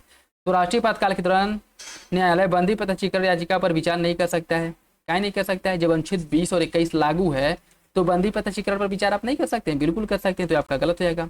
और राष्ट्रीय आपातकाल के दौरान अपराधों के लिए दोष सिद्धि के संबंध में संरक्षण का अधिकार निलंबित हो जाता है। ये कैसे हो जाएगा? 20 और 21 तो इसमें है ना, तो ये कैसे निलंबित हो जाएगा? ये भी गलत हो जाएगा। सही आंसर क्या है? ठीक, याद रखिएगा, देखिए एक दूसरे से रिलेट करके घुमा के क्वेश्चन पूछ रहा है और ऐसे क्वेश्चन बन सकता है। ठीक है, तो सही आंसर क्या हो जाएगा? डी, दोनों गलत है। विश्व खाद्य पुरस्कार 2025 किसे दिया गया है? विश्व खाद्य पुरस्कार 2025 क्रिस्टीन, विश्व खाद्य पुरस्कार 2025 किसको दिया गया है? देखिए यह जो है विश्व खाद्य पुरस्कार 2025 दिया गया है एम हंगरिया जो ब्राजील की हैं, ब्राजील की हंगरिया, इनका नाम क्या है? मारियांगेला हंगरिया। ठीक है, जो ब्राजील की एक वैज्ञानिक हैं, इनको जो है विश्व खाद्य पुरस्कार 2025 से सम्मानित किया गया। सही आंसर हो जाएगा। राष्ट्रीय प्रौद्योगिकी दिवस 2025 की थीम क्या है? राष्ट्रीय प्रौद्योगिकी दिवस 2025 की थीम क्या है? इसकी थीम है यंत्र नई प्रौद्योगिकी अनुसंधान और त्वरण को आगे बढ़ाने के लिए युगांतर। ऑप्शन हो जाएगा। विश्व हाइड्रोजन शिखर सम्मेलन 2025 इसका आयोजन कहाँ और कब किया गया था? विश्व हाइड्रोजन शिखर सम्मेलन का आयोजन यहाँ किया गया था नीदरलैंड के रॉटरडम में, नीदरलैंड के रॉटरडम में किया गया था। ठीक है, मई 2025 में। Option C. प्रोजेक्ट कूसा क्या है?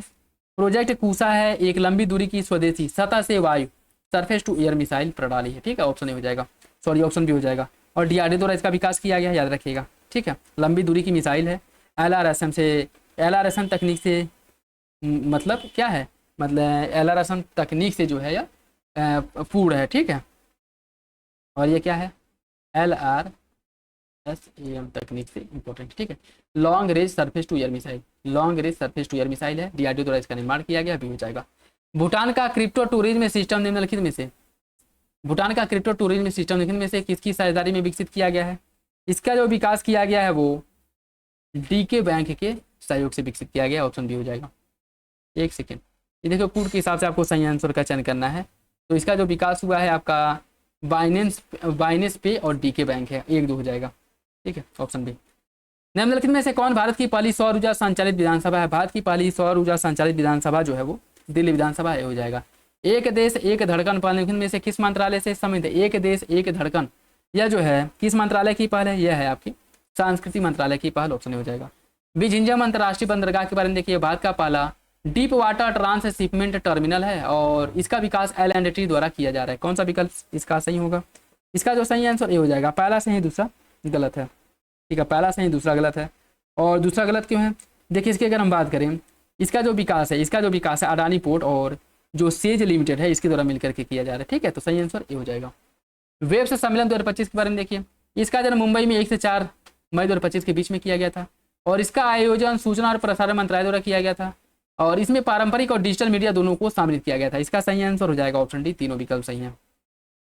गोल्डन डोम के बारे में देखिए, गोल्डन डोम जो रक्षा प्रणाली है या किस देश द्वारा विकसित करने की बात की गई है? गोल्डन रोम विकसित करने की बात करी है अमेरिका ने, ठीक है, अमेरिका ने, सी हो जाएगा। भारतीय संविधान के निम्नलिखित में से किस अनुसूची में विभिन्न पदाधिकारियों को प्राप्त होने वाले वेतन भत्ते का उल्लेख किया गया है? इसका जो सही आंसर हो क्या हो जाएगा? देखिए वेतन भत्ते का उल्लेख दूसरी अनुसूची में किया गया है, ठीक है, ऑप्शन ए हो जाएगा। स्थगन प्रस्ताव के बारे में देखिए, यह केंद्रीय सरकार के कार्यकरण अथवा असफलता से संबंधित है और ये राज्यसभा में प्रस्तुत नहीं किया जा सकता। स्थगन प्रस्ताव कौन सा विकल्प सही है? इसका जो सही आंसर है वो हो जाएगा ऑप्शन सी, दोनों विकल्प स्थगन प्रस्ताव के बारे में सही है, ठीक है। निम्नलिखित में से किस संविधान संशोधन द्वारा अनुसूचित जातियों और अनुसूचित जनजातियों के लिए पृथक अलग अलग राष्ट्रीय आयोग गठित करने की बात की गई? अनुसूचित जाति मतलब अभी देखिए इसको जो डिटेल में ऊपर डिस्कशन किया गया ना, इसके बारे में बताया गया है। कौन सा विकल्प इसका सही होगा? इसका जो सही आंसर ये हो जाएगा 89वां संविधान संशोधन था, ठीक है, सही आंसर इसका हो जाएगा ऑप्शन ए। कब किया गया था? 2003 में किया गया था और इन दोनों के लिए अलग अलग आयोग बनाया गया था, एससी और एसटी के लिए। एससी के लिए अनुच्छेद 338 और एसटी के लिए 338 ये, ठीक। अल्प सूचना प्रश्न के बारे में देखिए, यह प्रश्न अविलंबनीय लोक महत्व के मुद्दे पर पूछा जाता है और इस प्रश्न का उत्तर जो है मौखिक दिया जाता है, ठीक है, और इस प्रश्न के बाद अनुपूरक प्रश्न नहीं पूछे जाते। कौन सा विकल्प इसके बारे में सही? अल्प सूचना के प्रश्न के बारे में देखिए, इसका जो सही आंसर है वो हो जाएगा ऑप्शन बी, पहला दूसरा सही है।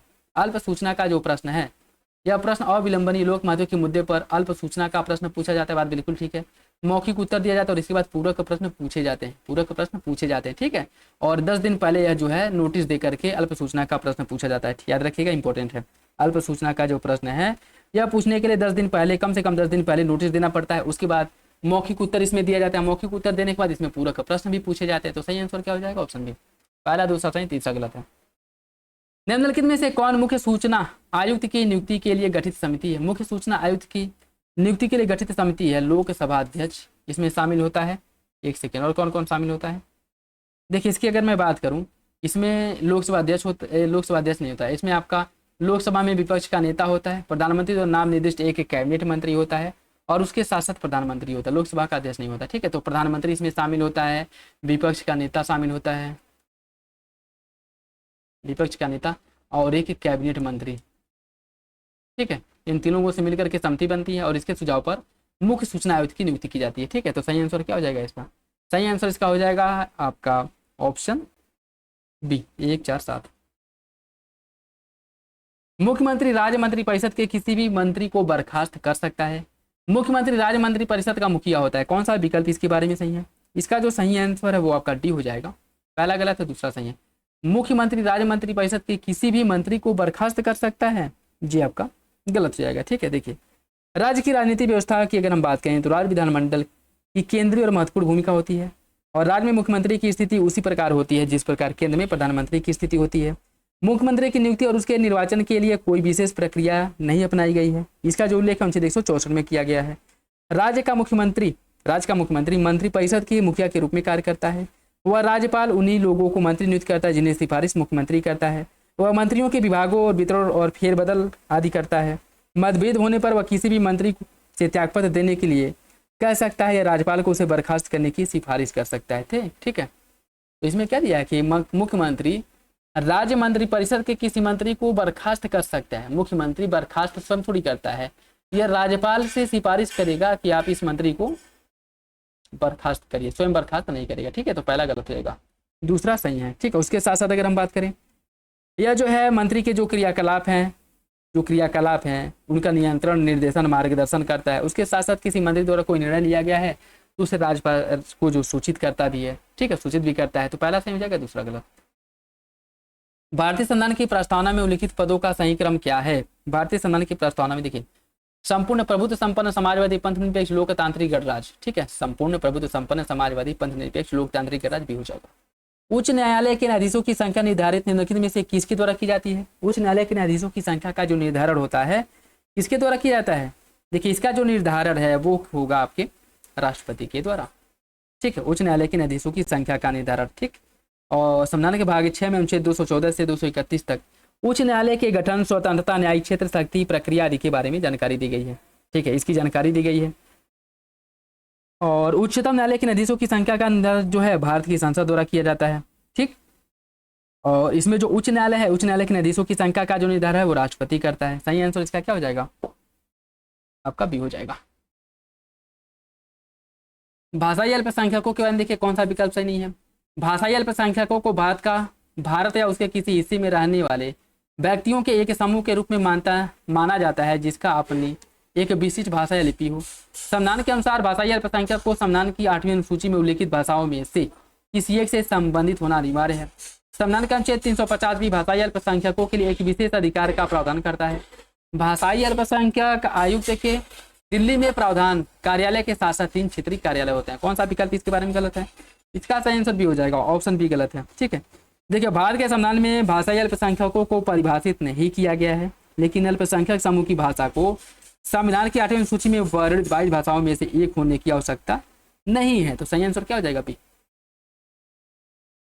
नीति निर्देशक सिद्धांत के बारे में देखिए।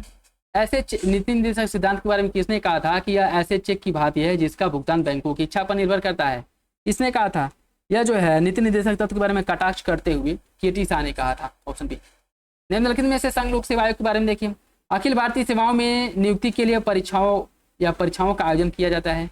पिछड़ी जाति के नियुक्तियों पर आरक्षण के मामले में सिफारिश की जाती है। राज्यपाल के अनुरोध पर राज्य को सलाह प्रदान करना। कौन सा विकल्प इसके बारे में सही है? देखिए इसका जो सही आंसर वो आपका ए हो जाएगा। पहला सही है, बाकी दूसरा तीसरा गलत हो जाएगा। ठीक है, दूसरा तीसरा गलत हो जाएगा।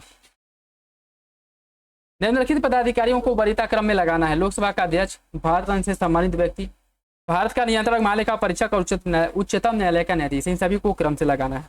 ठीक है, देखिए इसमें जो है अगर इसके क्रम की बात करें तो आ जाएगा आपका लोकसभा का अध्यक्ष पहले नंबर पे आ जाएगा, उसके बाद भारत रत्न से सम्मानित व्यक्ति आ जाएगा, फिर आ जाएगा उच्चतम न्यायालय का न्यायाधीश, फिर नियंत्रक और महालेखा परीक्षक। सही आंसर इसका सी हो जाएगा। ठीक है, ऑप्शन सी, ये इनका पदक्रम है। राज्यों के बीच व्यापार वाणिज्य समागम के बारे में देखिए। अनुच्छेद 301 में इसे संवैधानिक संरक्षण प्राप्त है। संसद लोकहित में भारत के राज्य क्षेत्र में इस पर प्रतिबंध लगा सकता है। कौन सा विकल्प सही है? इसका जो सही आंसर सी है, दोनों बात सही है, दोनों विकल्प सही हो जाएगा सी। राज्यसभा में विपक्ष के नेता के बारे में देखिए। उसे राष्ट्रपति द्वारा मान्यता प्रदान की जाती है और उसके वेतन और भत्ते कैबिनेट मंत्री के समान होता है। कौन सा विकल्प इसका सही होगा? इसका जो सही आंसर सी हो जाएगा, दोनों विकल्प सही है। संसदीय राज्यसभा समिति के बारे में देखिए। इसमें केवल लोकसभा के सदस्य शामिल होते हैं। भारत के गृह मंत्री इसकी अध्यक्षता करते हैं। यह अपनी रिपोर्ट संसद को प्रस्तुत करते हैं। कौन सा विकल्प इसके बारे में सही है? इसका जो सही आंसर क्या होगा? इसका सही आंसर भी हो जाएगा, दूसरा सही है, पहला और तीसरा गलत हो जाएगा। ठीक है, इसमें केवल लोकसभा के सदस्य शामिल, तो संसदीय राजभाषा में गलत है। लोकसभा और राज्यसभा दोनों से होते हैं और अपनी रिपोर्ट संसद को प्रस्तुत करता है। अपनी रिपोर्ट संसद को प्रस्तुत करेगा नहीं, ये अपनी रिपोर्ट किसको प्रस्तुत करता है? राष्ट्रपति को। ठीक है, तो सही आंसर क्या हो जाएगा? दूसरा सही है, पहला तीसरा गलत है। निम्नलिखित में से किस अनुच्छेद के अंतर्गत राज्यपाल विधानमंडल द्वारा पारित विधेयक को राष्ट्रपति के विचारार्थ आरक्षित करता है? इसका उल्लेख किसमें किया गया? इसका उल्लेख अनुच्छेद 200 में किया गया। ठीक है, ऑप्शन ए हो जाएगा, option A. Justice A N. Mulla समिति किससे संबंधित है? Justice AM. मुल्ला समिति का संबंध है जेल सुधार से। ठीक है, जेल सुधार से मतलब जेल, मतलब जैसे सबका एक क्राइटेरिया होता है ना, कोई जेल है, कोई एक जेल खाना है तो उसमें कितने कैदी हो सकते हैं। और भारत में क्या है, भारत में अगर मान लीजिए किसी एक जेल में जो कैदियों की संख्या मैक्सिमम 100 है और इसमें है कितने, 500, 1000 कैदी हैं, तो इसी पर सुझाव देने के लिए, जेल सुधार करने के लिए जस्टिस एन मुल्ला समिति का गठन किया गया। ठीक है, और कब किया गया था? 1894 में। ठीक है, प्रवर्तन निदेशालय के बारे में देखिए। इसे विदेशी मुद्रा कानूनों के उल्लंघन की जांच का अधिकार दिया गया है और यह वित्त मंत्रालय के आर्थिक कार्य विभागों के अधीन कार्य करता है। कौन सा विकल्प इसके बारे में सही होगा? इसका जो सही आंसर क्या है? इसका सही आंसर हो जाएगा, पहला सही, दूसरा गलत है। ठीक है, प्रवर्तन निदेशालय वित्त मंत्रालय के राजस्व विभाग के अधीन कार्य करता है। जो प्रवर्तन निदेशालय है यह वित्त मंत्रालय के आर्थिक नहीं बल्कि राजस्व विभाग के अंतर्गत कार्य करता है। ठीक, पहला सही है, दूसरा गलत। निम्नलिखित में से किस राज्य में 4 स्तरीय पंचायती राज व्यवस्था का प्रावधान किया गया? कहाँ पे है 4 स्तरीय पंचायती राज व्यवस्था का जो प्रावधान है पश्चिम बंगाल में है। ऑप्शन बी हो जाएगा, ऑप्शन भी सही है। निम्नलिखित में से किस स्थिति में संसद की बैठक, जो संयुक्त बैठक है, उसका आयोजन किया जा सकता है? यदि दूसरा सदन द्वारा विधेयक को अस्वीकार कर दिया गया हो, विधेयक में किए जाने वाले संशोधन पर दोनों सदनों में अगर मतभेद हो, दूसरे सदन में विधेयक पारित किए बिना 3 माह बीत गए हो, यदि विधेयक संविधान संशोधन विधेयक हो। कौन सा विकल्प इसमें से सही है? इसका जो सही आंसर है वो आपका हो जाएगा ये, पहला दूसरा सही है, तीसरा चौथा गलत हो जाएगा। संविधान संशोधन विधेयक पर कोई भी संयुक्त बैठक का प्रावधान नहीं है। दूसरे सदन में विधेयक पारित किए बिना 3 महीने बीत गए हो, ये भी कोई क्राइटेरिया नहीं, लेकिन पहला दूसरा हो जाएगा। सही आंसर है।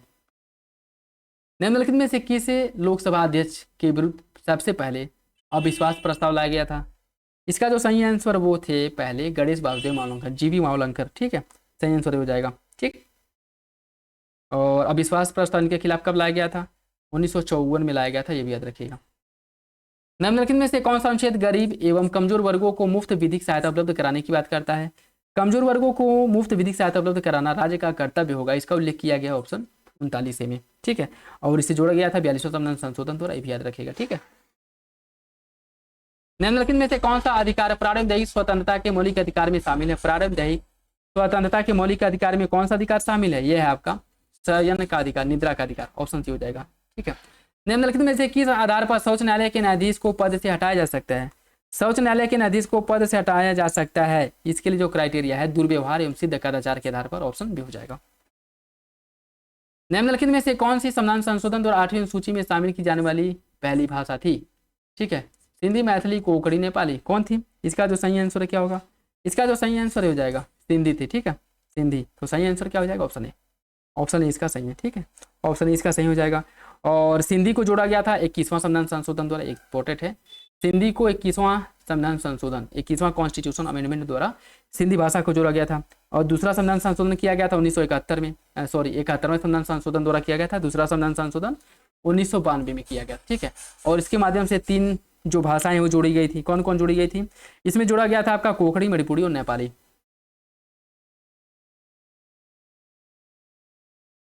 कोंकणी, मणिपुरी और नेपाली।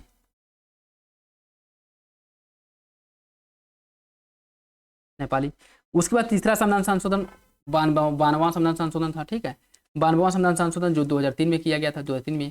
और इसके बाद जो है 4 भाषाएं जोड़ी गई थी। ठीक है, वो थी आपकी बोडो, डोंगरी, मैथिली और संथाली। ठीक है, याद रखिएगा। 92वां संविधान संशोधन, 71वां संविधान संशोधन और 21वां संविधान संशोधन। बाकी 21वां संविधान संशोधन 1967 में किया गया था, ये भी याद रखिएगा। ठीक है, तो सबसे पहले इसी को जोड़ा गया था, ऑप्शन नहीं हो जाएगा। बाकी देखिए नेक्स्ट, निम्नलिखित में से कौन अनुच्छेद 344 के अंतर्गत गठित प्रथम राजभाषा आयोग के अध्यक्ष थे? प्रथम राजभाषा आयोग के अध्यक्ष कौन थे? इसके अध्यक्ष थे वीजी खेर की अध्यक्षता में प्रथम राजभाषा आयोग का गठन किया गया था, ऑप्शन भी हो जाएगा। ठीक है, कब किया गया था? 1955 में किया गया था, ये भी याद रखिएगा। ठीक है, 1955 में किया गया था। ठीक, सही आंसर इसका भी हो जाएगा। भारत के नियंत्रण के मालिका परीक्षक के बारे में देखिए। यह राज्यों के आकस्मिक निधि की सम परीक्षा कर सकता है। इसके पद का व्यय भारत की संचित निधि पर भारित होता है।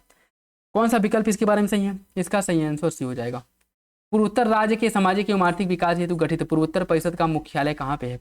पूर्वोत्तर परिषद का मुख्यालय कहाँ पे है? इसका मुख्यालय है शिलोंग, मेघालय में। शिलोंग, मेघालय में है पूर्वोत्तर परिषद का मुख्यालय। एंग्लो इंडियन समुदाय के अधिकारों की रक्षा और उनके सांस्कृतिक प्रवर्धन के लिए निम्नलिखित में से कौन सा आयोग उत्तरदायी है? इसके लिए जो आयोग बनाया गया है वो है आपका राष्ट्रीय अनुसूचित जाति आयोग, ऑप्शन ही हो जाएगा। निवारक नजरबंदी के अंतर्गत किसी व्यक्ति को अधिकतम कितनी अवधि तक कारावास में रखा जा सकता है? इसके अंतर्गत किसी व्यक्ति को अधिकतम 3 महीने तक कारावास में रखा जा सकता है। ठीक है, ऑप्शन सी हो जाएगा। निम्नलिखित में से कौन सा विषय 11वीं सूची में शामिल है? 11वीं सूची में किसे शामिल किया गया? सार्वजनिक वितरण प्रणाली पीरियड्स, गरीबी उन्मूलन कार्यक्रम और अग्निशमन सेवा और वधशालाओं और चर्म शोधनशालाओं का विनियमन। कौन सा विकल्प इसमें से सही है? 11वीं अनुसूची में इसको शामिल किया गया है। इसका जो सही आंसर क्या होगा? इसका सही आंसर हो जाएगा ऑप्शन ए, पहला और दूसरा, पहला दूसरा। ठीक है, 11वीं अनुसूची मतलब पंचायतों से संबंधित। ठीक है, भारतीय संविधान के निम्नलिखित में से किस अनुसूची में विभिन्न पदाधिकारियों द्वारा ली जाने वाली शपथ, अभी ऊपर हम लोग देखे हैं, किसमें इसका उल्लेख किया गया है? इसका उल्लेख मिलेगा आपको किसमें? देखिए, जो शपथ वपथ की बात करी गई है वो 3री अनुसूची में करी गई। ठीक है, तो सही आंसर इसका जो हो जाएगा आपका भी हो जाएगा। ठीक, निम्नलिखित में से किस संविधान संशोधन के लिए संसद के विशेष बहुमत के साथ साथ आधे से अधिक राज्यों की स्वीकृति की आवश्यकता होती है? वो आपका संसद में जो राज्यों का प्रतिनिधित्व है, ऑप्शन सी हो जाएगा। ठीक है, जैसे संसद में साधारण बहुमत द्वारा, जैसे संविधान 3 प्रकार के जो संशोधन होते हैं, साधारण बहुमत, विशेष बहुमत और आधे से अधिक राज्यों की सहमति। ठीक है, और अगर आपका आधे से अधिक राज्यों संसद में जो राज्यों के प्रतिनिधित्व का मामला हो तो उसके लिए आधे से अधिक राज्यों की अनुमति आवश्यक होती है। भारतीय संविधान के अनुच्छेद 19 फर्स्ट सब क्लॉज 6 के बारे में देखिए। सामान्य नागरिकों के हितों की बात की गई है, आवश्यक तकनीकों की हड़ताएं की बात की गई, विदेशी राज्यों के साथ मैत्रीपूर्ण संबंध, राज्य के पक्ष में पूर्णतः अथवा आंशिक एक अधिकार का सृजन। इसका उल्लेख अनुच्छेद 19 फर्स्ट सब क्लॉज 6 या फिर जी में किया गया है। इसका उल्लेख आपको बताना है खुद के हिसाब से कौन सा विकल्प सही है, वो हो जाएगा ऑप्शन सी 1 2 4 1 2 4। ठीक है, विदेश के साथ मैत्रीपूर्ण संबंध का उल्लेख 19 में नहीं मिलेगा। ठीक, बाकी समान नागरिकों का हित, आवश्यक तकनीकी अर्हता, राज्य के पक्ष में पूर्णतः अथवा आंशिक एक अधिकार सृजन ही हो जाएगा। नेक्स्ट देखिए भाग 10 में अनुसूचित जाति जनजातियों के प्रशासन की बात दी गई है। 11 में संघ और राज्यों के बीच विधायी शक्ति। 12 में भारत के राज्य क्षेत्र में व्यापार वाणिज्य समागम की स्वतंत्रता। भाग 14 में संघ और राज्यों के दिन सेवाएं। कौन सा विकल्प इसमें से सही है? इसका जो सही आंसर क्या होगा? देखिए इसका जो सही आंसर वो आपका सी हो जाएगा। ठीक है, ऑप्शन सी हो जाएगा। ठीक, देखिए अगर हम बात करें जो भाग 13 है, भाग 13 में राज्य क्षेत्र के भीतर व्यापार वाणिज्य समागम की स्वतंत्रता की बात की है, तो इसमें किस में है? 13 में। ठीक है, 13 में इसका उल्लेख किया गया है। और भाग 12 की अगर हम बात करें, भाग 12 में जो अनुच्छेद 264 से 301 के अंतर्गत विविध संपत्ति संविदा से संबंधित उल्लेख किया गया। ठीक है, तो सही आंसर क्या हो जाएगा? ऑप्शन सी, पहला, दूसरा, डी। ए बी डी सही है, सी गलत है। भारतीय संविधान के निम्नलिखित में से किस अनुच्छेद के अंतर्गत किसी नागरिक को मतदान के रूप में पंजीकृत वयस्क मताधिकार होने का उपबंध किया गया है? इसका उल्लेख किसमें किया गया है? इसका उल्लेख किया गया अनुच्छेद 326 में, ऑप्शन बी हो जाएगा। लेखा अनुदान के बारे में देखिए, इसमें केवल सरकार द्वारा वहन किए जाने वाले व्यय को शामिल किया जाता है और इसके अंतर्गत कर व्यवस्था में किए जाने वाले परिवर्तन को समाहित नहीं किया जाता है। कौन सा विकल्प इसका सही होगा? इसका जो सही आंसर सी हो जाएगा। दोनों विकल्प सही है, दोनों विकल्प इसका सही हो जाएगा। निम्नलिखित में से किस संविधान संशोधन द्वारा मंत्रिपरिषद के आकार को सीमित करने का प्रावधान किया गया था? मंत्रिपरिषद के आकार को कम करने की बात की गई थी 91वां संविधान संशोधन द्वारा। ऑप्शन डी हो जाएगा। ऑप्शन डी इसका सही है। ठीक, और कब किया गया था? 2003 में किया गया था। ठीक है, याद रखिएगा। और इसी के अंतर्गत कहा गया था कि मंत्रिपरिषद का आकार जो है लोकसभा का 15% से अधिक नहीं होगा और न्यूनतम का कोई निर्धारण नहीं किया गया था। लेकिन अगर यही राज्य मंत्रिपरिषद की बात करें तो विधानसभा के अधिकतम 15% के बराबर होगा और न्यूनतम कितना होगा? न्यूनतम जो है इसमें बताया गया है कितना होगा? कमेंट बॉक्स में आप लोग बताएंगे। ठीक है, न्यूनतम 8 है कि 8% है, ये बताएंगे आप लोग। ठीक है, भारतीय संविधान के निम्नलिखित में से किस अनुच्छेद में राष्ट्रपति को विशेष अभिभाषण दोनों शब्दों में प्रावधान किया गया है? राष्ट्रपति के विशेष अभिभाषण का जो उल्लेख है इसका उल्लेख किया गया अनुच्छेद 87 के अंतर्गत। ठीक है, अनुच्छेद 87 इसमें कहा गया कि राष्ट्रपति के विशेष अभिभाषण के विषय में प्रावधान है और इसके अनुसार राष्ट्रपति लोकसभा के लिए प्रत्येक साधारण निर्वाचन के बाद प्रथम सत्र के प्रारंभ में और प्रत्येक वर्ष के प्रथम सत्र के प्रारंभ में एक साथ समन्वित संसद के दोनों सदनों में अभिभाषण देगा। ठीक है, अधीनस्थ न्यायालय के बारे में देखिए। अधीनस्थ न्यायालय उच्चतम न्यायालय के प्रशासनिक नियंत्रण में कार्य करता है। जिला न्यायाधीशों की नियुक्ति एवं पदोन्नति राज्यपाल द्वारा की जाती है। कौन सा विकल्प इसका सही है? इसका जो सही आंसर भी हो जाएगा, दूसरा सही लेकिन पहला गलत है। उच्चतम न्यायालय के प्रशासनिक नियंत्रण में, अगर अधीनस्थ न्यायालय है तो हाई कोर्ट के प्रशासनिक नियंत्रण में कार्य करेगा ना, तो पहला गलत हो जाएगा। हाल ही में खबरों में रहा शब्द भार्गवास्त्र का संबंध किससे है? भार्गवास्त्र का संबंध किससे है? भार्गवास्त्र जो है यह स्वदेशी रूप से विकसित एंटी ड्रोन सिस्टम है। ऑप्शन सी हो जाएगा। अंतर्राष्ट्रीय दिवसों को क्रम से लगाना है। अंतर्राष्ट्रीय श्रम दिवस कब मनाया जाता है? अंतर्राष्ट्रीय श्रम दिवस या श्रमिक दिवस मनाया जाता है आपका 1 मई को। 1 मई को मनाया जाता है। विश्व प्रेस स्वतंत्रता दिवस मनाया जाता है 3 मई को। 3 मई को। विश्व एथलेटिक्स दिवस कब मनाया जाता है? 7 मई को विश्व एथलेटिक्स दिवस मनाया जाता है।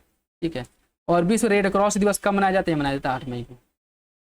ठीक, तो इसका जो सही आंसर 1 2 3 4 ये हो जाएगा, ऑप्शन ए। मानव विकास सूचकांक 2025 में भारत का स्कोर कितना है? मानव विकास सूचकांक 2025 में भारत के स्कोर पूछा है। ठीक है, रैंक नहीं, स्कोर की अगर हम बात करें तो इसमें भारत जो है, भारत का स्कोर 0.685 है। 0.685 भारत का स्कोर है। ठीक है, भारत का स्कोर। ठीक, और भारत जो है 190 देशों में 193 देश है। ठीक है, 193 देशों में 130वें नंबर पे। ठीक है, कितना स्कोर है? 0.685, ऑप्शन ए। ऑपरेशन सिंदूर का संचालन भारतीय सेना द्वारा निम्नलिखित में से कब किया गया था? ऑपरेशन सिंदूर ये चलाया गया था 7 मई 2025 को। ऑपरेशन बुनियाल उल मरसूस किस देश से संबंधित है? ऑपरेशन बुनियाल उल मरसूस, इसका संबंध जो है या आपके पाकिस्तान से है। भारत की जवाबी कार्रवाई के बाद जो है किया था इसने। ठीक है, याला ग्लेशियर निम्नलिखित में से किस देश में अवस्थित है? और यह चर्चा में क्यों है? क्योंकि यह विलुप्त हो गया है। ठीक है, जो किस देश में है? यह आपके याला ग्लेशियर नेपाल में है। और यह शायद क्वेश्चन जो है आपके बिहार पीसीएस में भी आया था, बिहार पीसीएस में, नेपाल में। ठीक है, इसका जो सही आंसर हो जाएगा आपका ऑप्शन है। उत्तर प्रदेश के निम्नलिखित में से किस जनपद में देश का पहला फ्लोटिंग स्नान कुंड बनाया गया? फ्लोटिंग स्नान कुंड किस जनपद में बनाया गया है? उत्तर प्रदेश के अयोध्या जिले में। ठीक है, ये हो जाएगा। और खबरों में रहा बौद्ध स्थल पिपरावा स्तूप उत्तर प्रदेश के निम्नलिखित में से किस जिले में स्थित है? पिपरावा स्तूप उत्तर प्रदेश के किस जिले में है? पिपरावा स्तूप जो उत्तर प्रदेश के सिद्धार्थनगर में, ऑप्शन बी हो जाएगा। उत्तर प्रदेश के निम्नलिखित में से किस जिले में फ्लोराइड संदूषण जल सुरक्षित सीमा से अधिक पाया गया है? फ्लोराइड प्रदूषण जो है यह जल सुरक्षित सीमा से अधिक पाया गया है। किस जिले में? मतलब फ्लोराइड प्रदूषण जो है वह आवश्यकता से अधिक, या कह सकते हैं कि खतरनाक स्तर पे है। और इसकी जो पुष्टि की गई है वो की गई है आपके सोनभद्र जिले में। ठीक है, नेक्स्ट देखिए आज का लास्ट क्वेश्चन। 46वां आसियान शिखर सम्मेलन का आयोजन, इसके बारे में देखिए। इसका आयोजन कुआलालंपुर मलेशिया में किया गया था और इसका विषय है समावेशिता और स्थिरता। सही आंसर इसका क्या होगा? इसका सही आंसर सी हो जाएगा, दोनों विकल्प सही हैं। तो ये था आज का last question. I hope video आप लोगों को अच्छा लगा होगा। वीडियो पसंद आए तो लाइक करिए, चैनल पे नए हैं तो सब्सक्राइब कर ले और बेल आइकन को प्रेस कर ले, जिससे वीडियो के महत्वपूर्ण नोटिफिकेशन आप लोगों को मिलते रहे। ठीक है, देखिए आज से कोशिश किया जाएगा कि करंट अफेयर वाली सीरीज जल्द से शुरू कर दिया जाए, ठीक, जिससे आपका रिवीजन होता रहे साथ में करंट अफेयर वाले सेक्शन का। और बाकी जो लोग पेड ग्रुप ज्वाइन करना चाहते हैं, प्रैक्टिस सेट ज्वाइन करना चाहते हैं, जहाँ पे सब्जेक्टिव और फुल टेस्ट प्रोवाइड कराया गया है, उसके साथ साथ करंट अफेयर के प्रॉपर करंट वहाँ प्रैक्टिस सेट मिल जाएंगे। ठीक है, और एक साल के जो important most important current affair हैं उसकी सीरीज भी, जो 600 करंट अफेयर की सीरीज है, प्रॉपर जो है डिटेल एक्सप्लेनेशन के साथ वो भी प्रोवाइड कराया गया है। ठीक है, तो वो आप लोगों को वहाँ पे मिल जाएगा। जो लोग ज्वाइन करना चाहते हैं कर सकते हैं, उसका चार्ज वही है, 100 रुपये है, बहुत ज़्यादा है नहीं, तो आप लोग उसे ज्वाइन कर सकते हैं। ठीक है, 99 रुपये चार्ज है। तो बाकी डिस्क्रिप्शन बॉक्स में लिंक है, उसे ज्वाइन करिए और आकर के कमेंट करके उसके बारे में पता करिए, नहीं तो कमेंट बॉक्स में कमेंट करके पता कर सकते हैं। ठीक है, तो चले मिलते हैं अगले वीडियो में, तब तक के लिए धन्यवाद, जय हिंद। और अपना फीडबैक जरूर दे दिया करें, दोस्तों साथियों के साथ शेयर कर दिया करें और वीडियो को हाइप किया करें। एक पता नहीं कैसा नया फंडा आया है हाइप वगैरह का, तो आप लोग हाइप किया करें। आप मैक्सिमम जो 3 बार हाइप कर सकते हैं तो कर दिया करें। ठीक है, चलिए मिलते हैं अगले वीडियो में, धन्यवाद, जय हिंद।